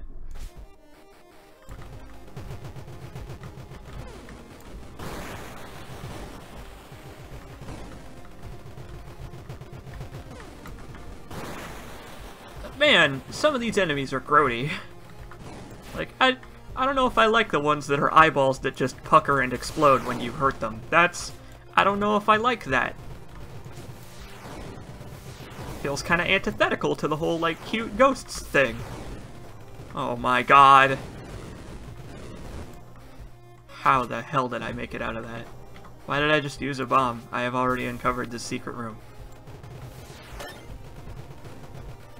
You'll have to forgive me for not paying attention to chat right now. I'm trying to... Oh, I'm not gonna make it out of this room. This is fucked. Oh, maybe. Okay, whew. Glad I had a bomb. By the way, enemies in hard mode get these, like, crown things that give them more attacks and, like, better stats, and the crown things are super annoying, because the only way to get rid of them is to kill everything in the room. And it's... Okay, there are more weapons down here. Give me goodies. Yes! Okay. Okay.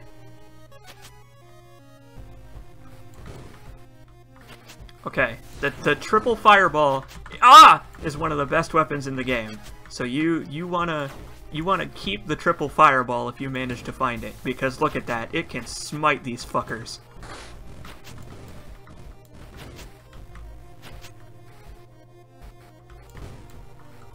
I know I only have 2 hits left. Thank you. That's not inspiring confidence, is it? Oh, god damn it. These guys are the worst.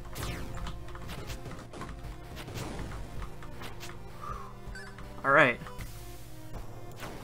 Oh, the boss room is open. Fuck it. Let's do it. Let's fight the final boss. Here we go. The head bites the tail. It's us!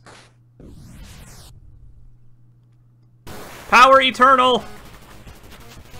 It's the Monolith.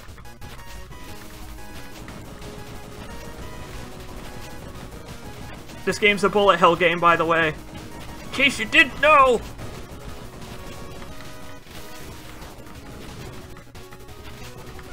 So the final boss has a couple of attacks that do 2 damage to you when they hit you, which is fucked up. It's so fucked up. This whole fight is fucked up! This is fucked up.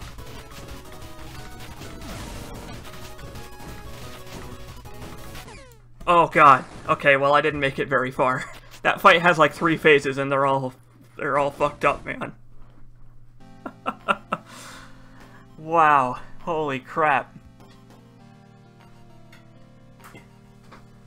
Oh. I was killed by the Monolith.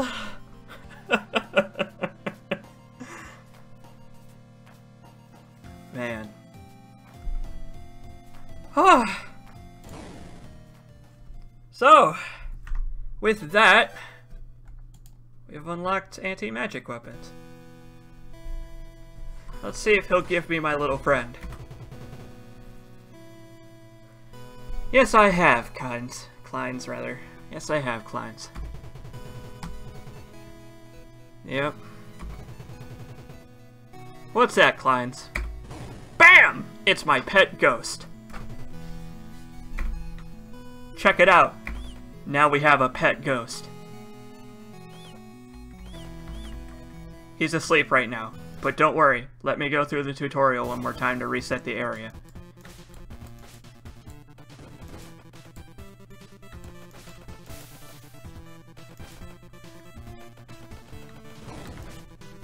Yeah, you guessed it.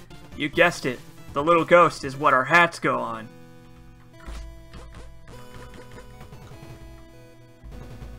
Yeah. Hey! Look at this cute little guy. I believe we need to buy the bestiary before we can put hats on our ghost, though. So I'm gonna buy the bestiary. We need to put hats on our ghost. Also, sometimes this guy shows up, and this guy will comment on the music that you're playing. He's got pretty funny quips about every song you can play. So okay, we're gonna go through the tutorial one more time and see if we can put hats on our ghost. I don't actually know how you unlock the ability to put hats on the ghost.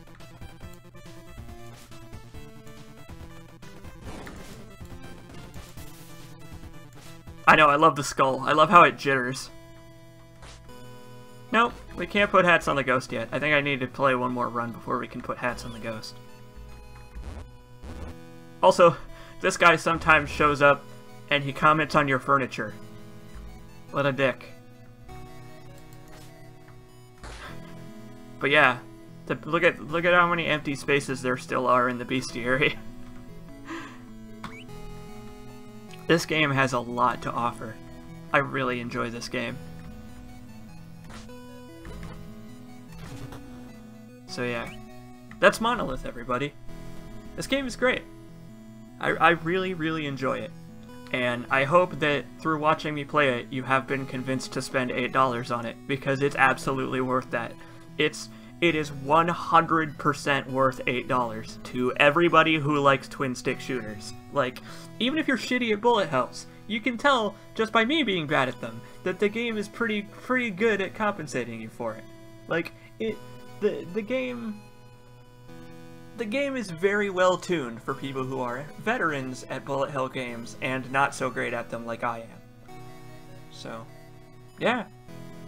This game is great. And I am glad that you all hung out with me and enjoyed it. So with that, I think I'm going to call it a night. Thank you all very much for hanging out with me while I played Monolith. Alan Wake will probably be back, I don't know, on Monday, probably. I gotta render the next episode, both cut and uncut commentaries. The uncut commentary is ready for rendering, and the cut commentary is not edited yet, so I'll be working on that probably tomorrow. So I'll see you all on Saturday. I'll see you all on Saturday at 10 o'clock a.m. Central Standard Time for the 12-hour stream. See you all later.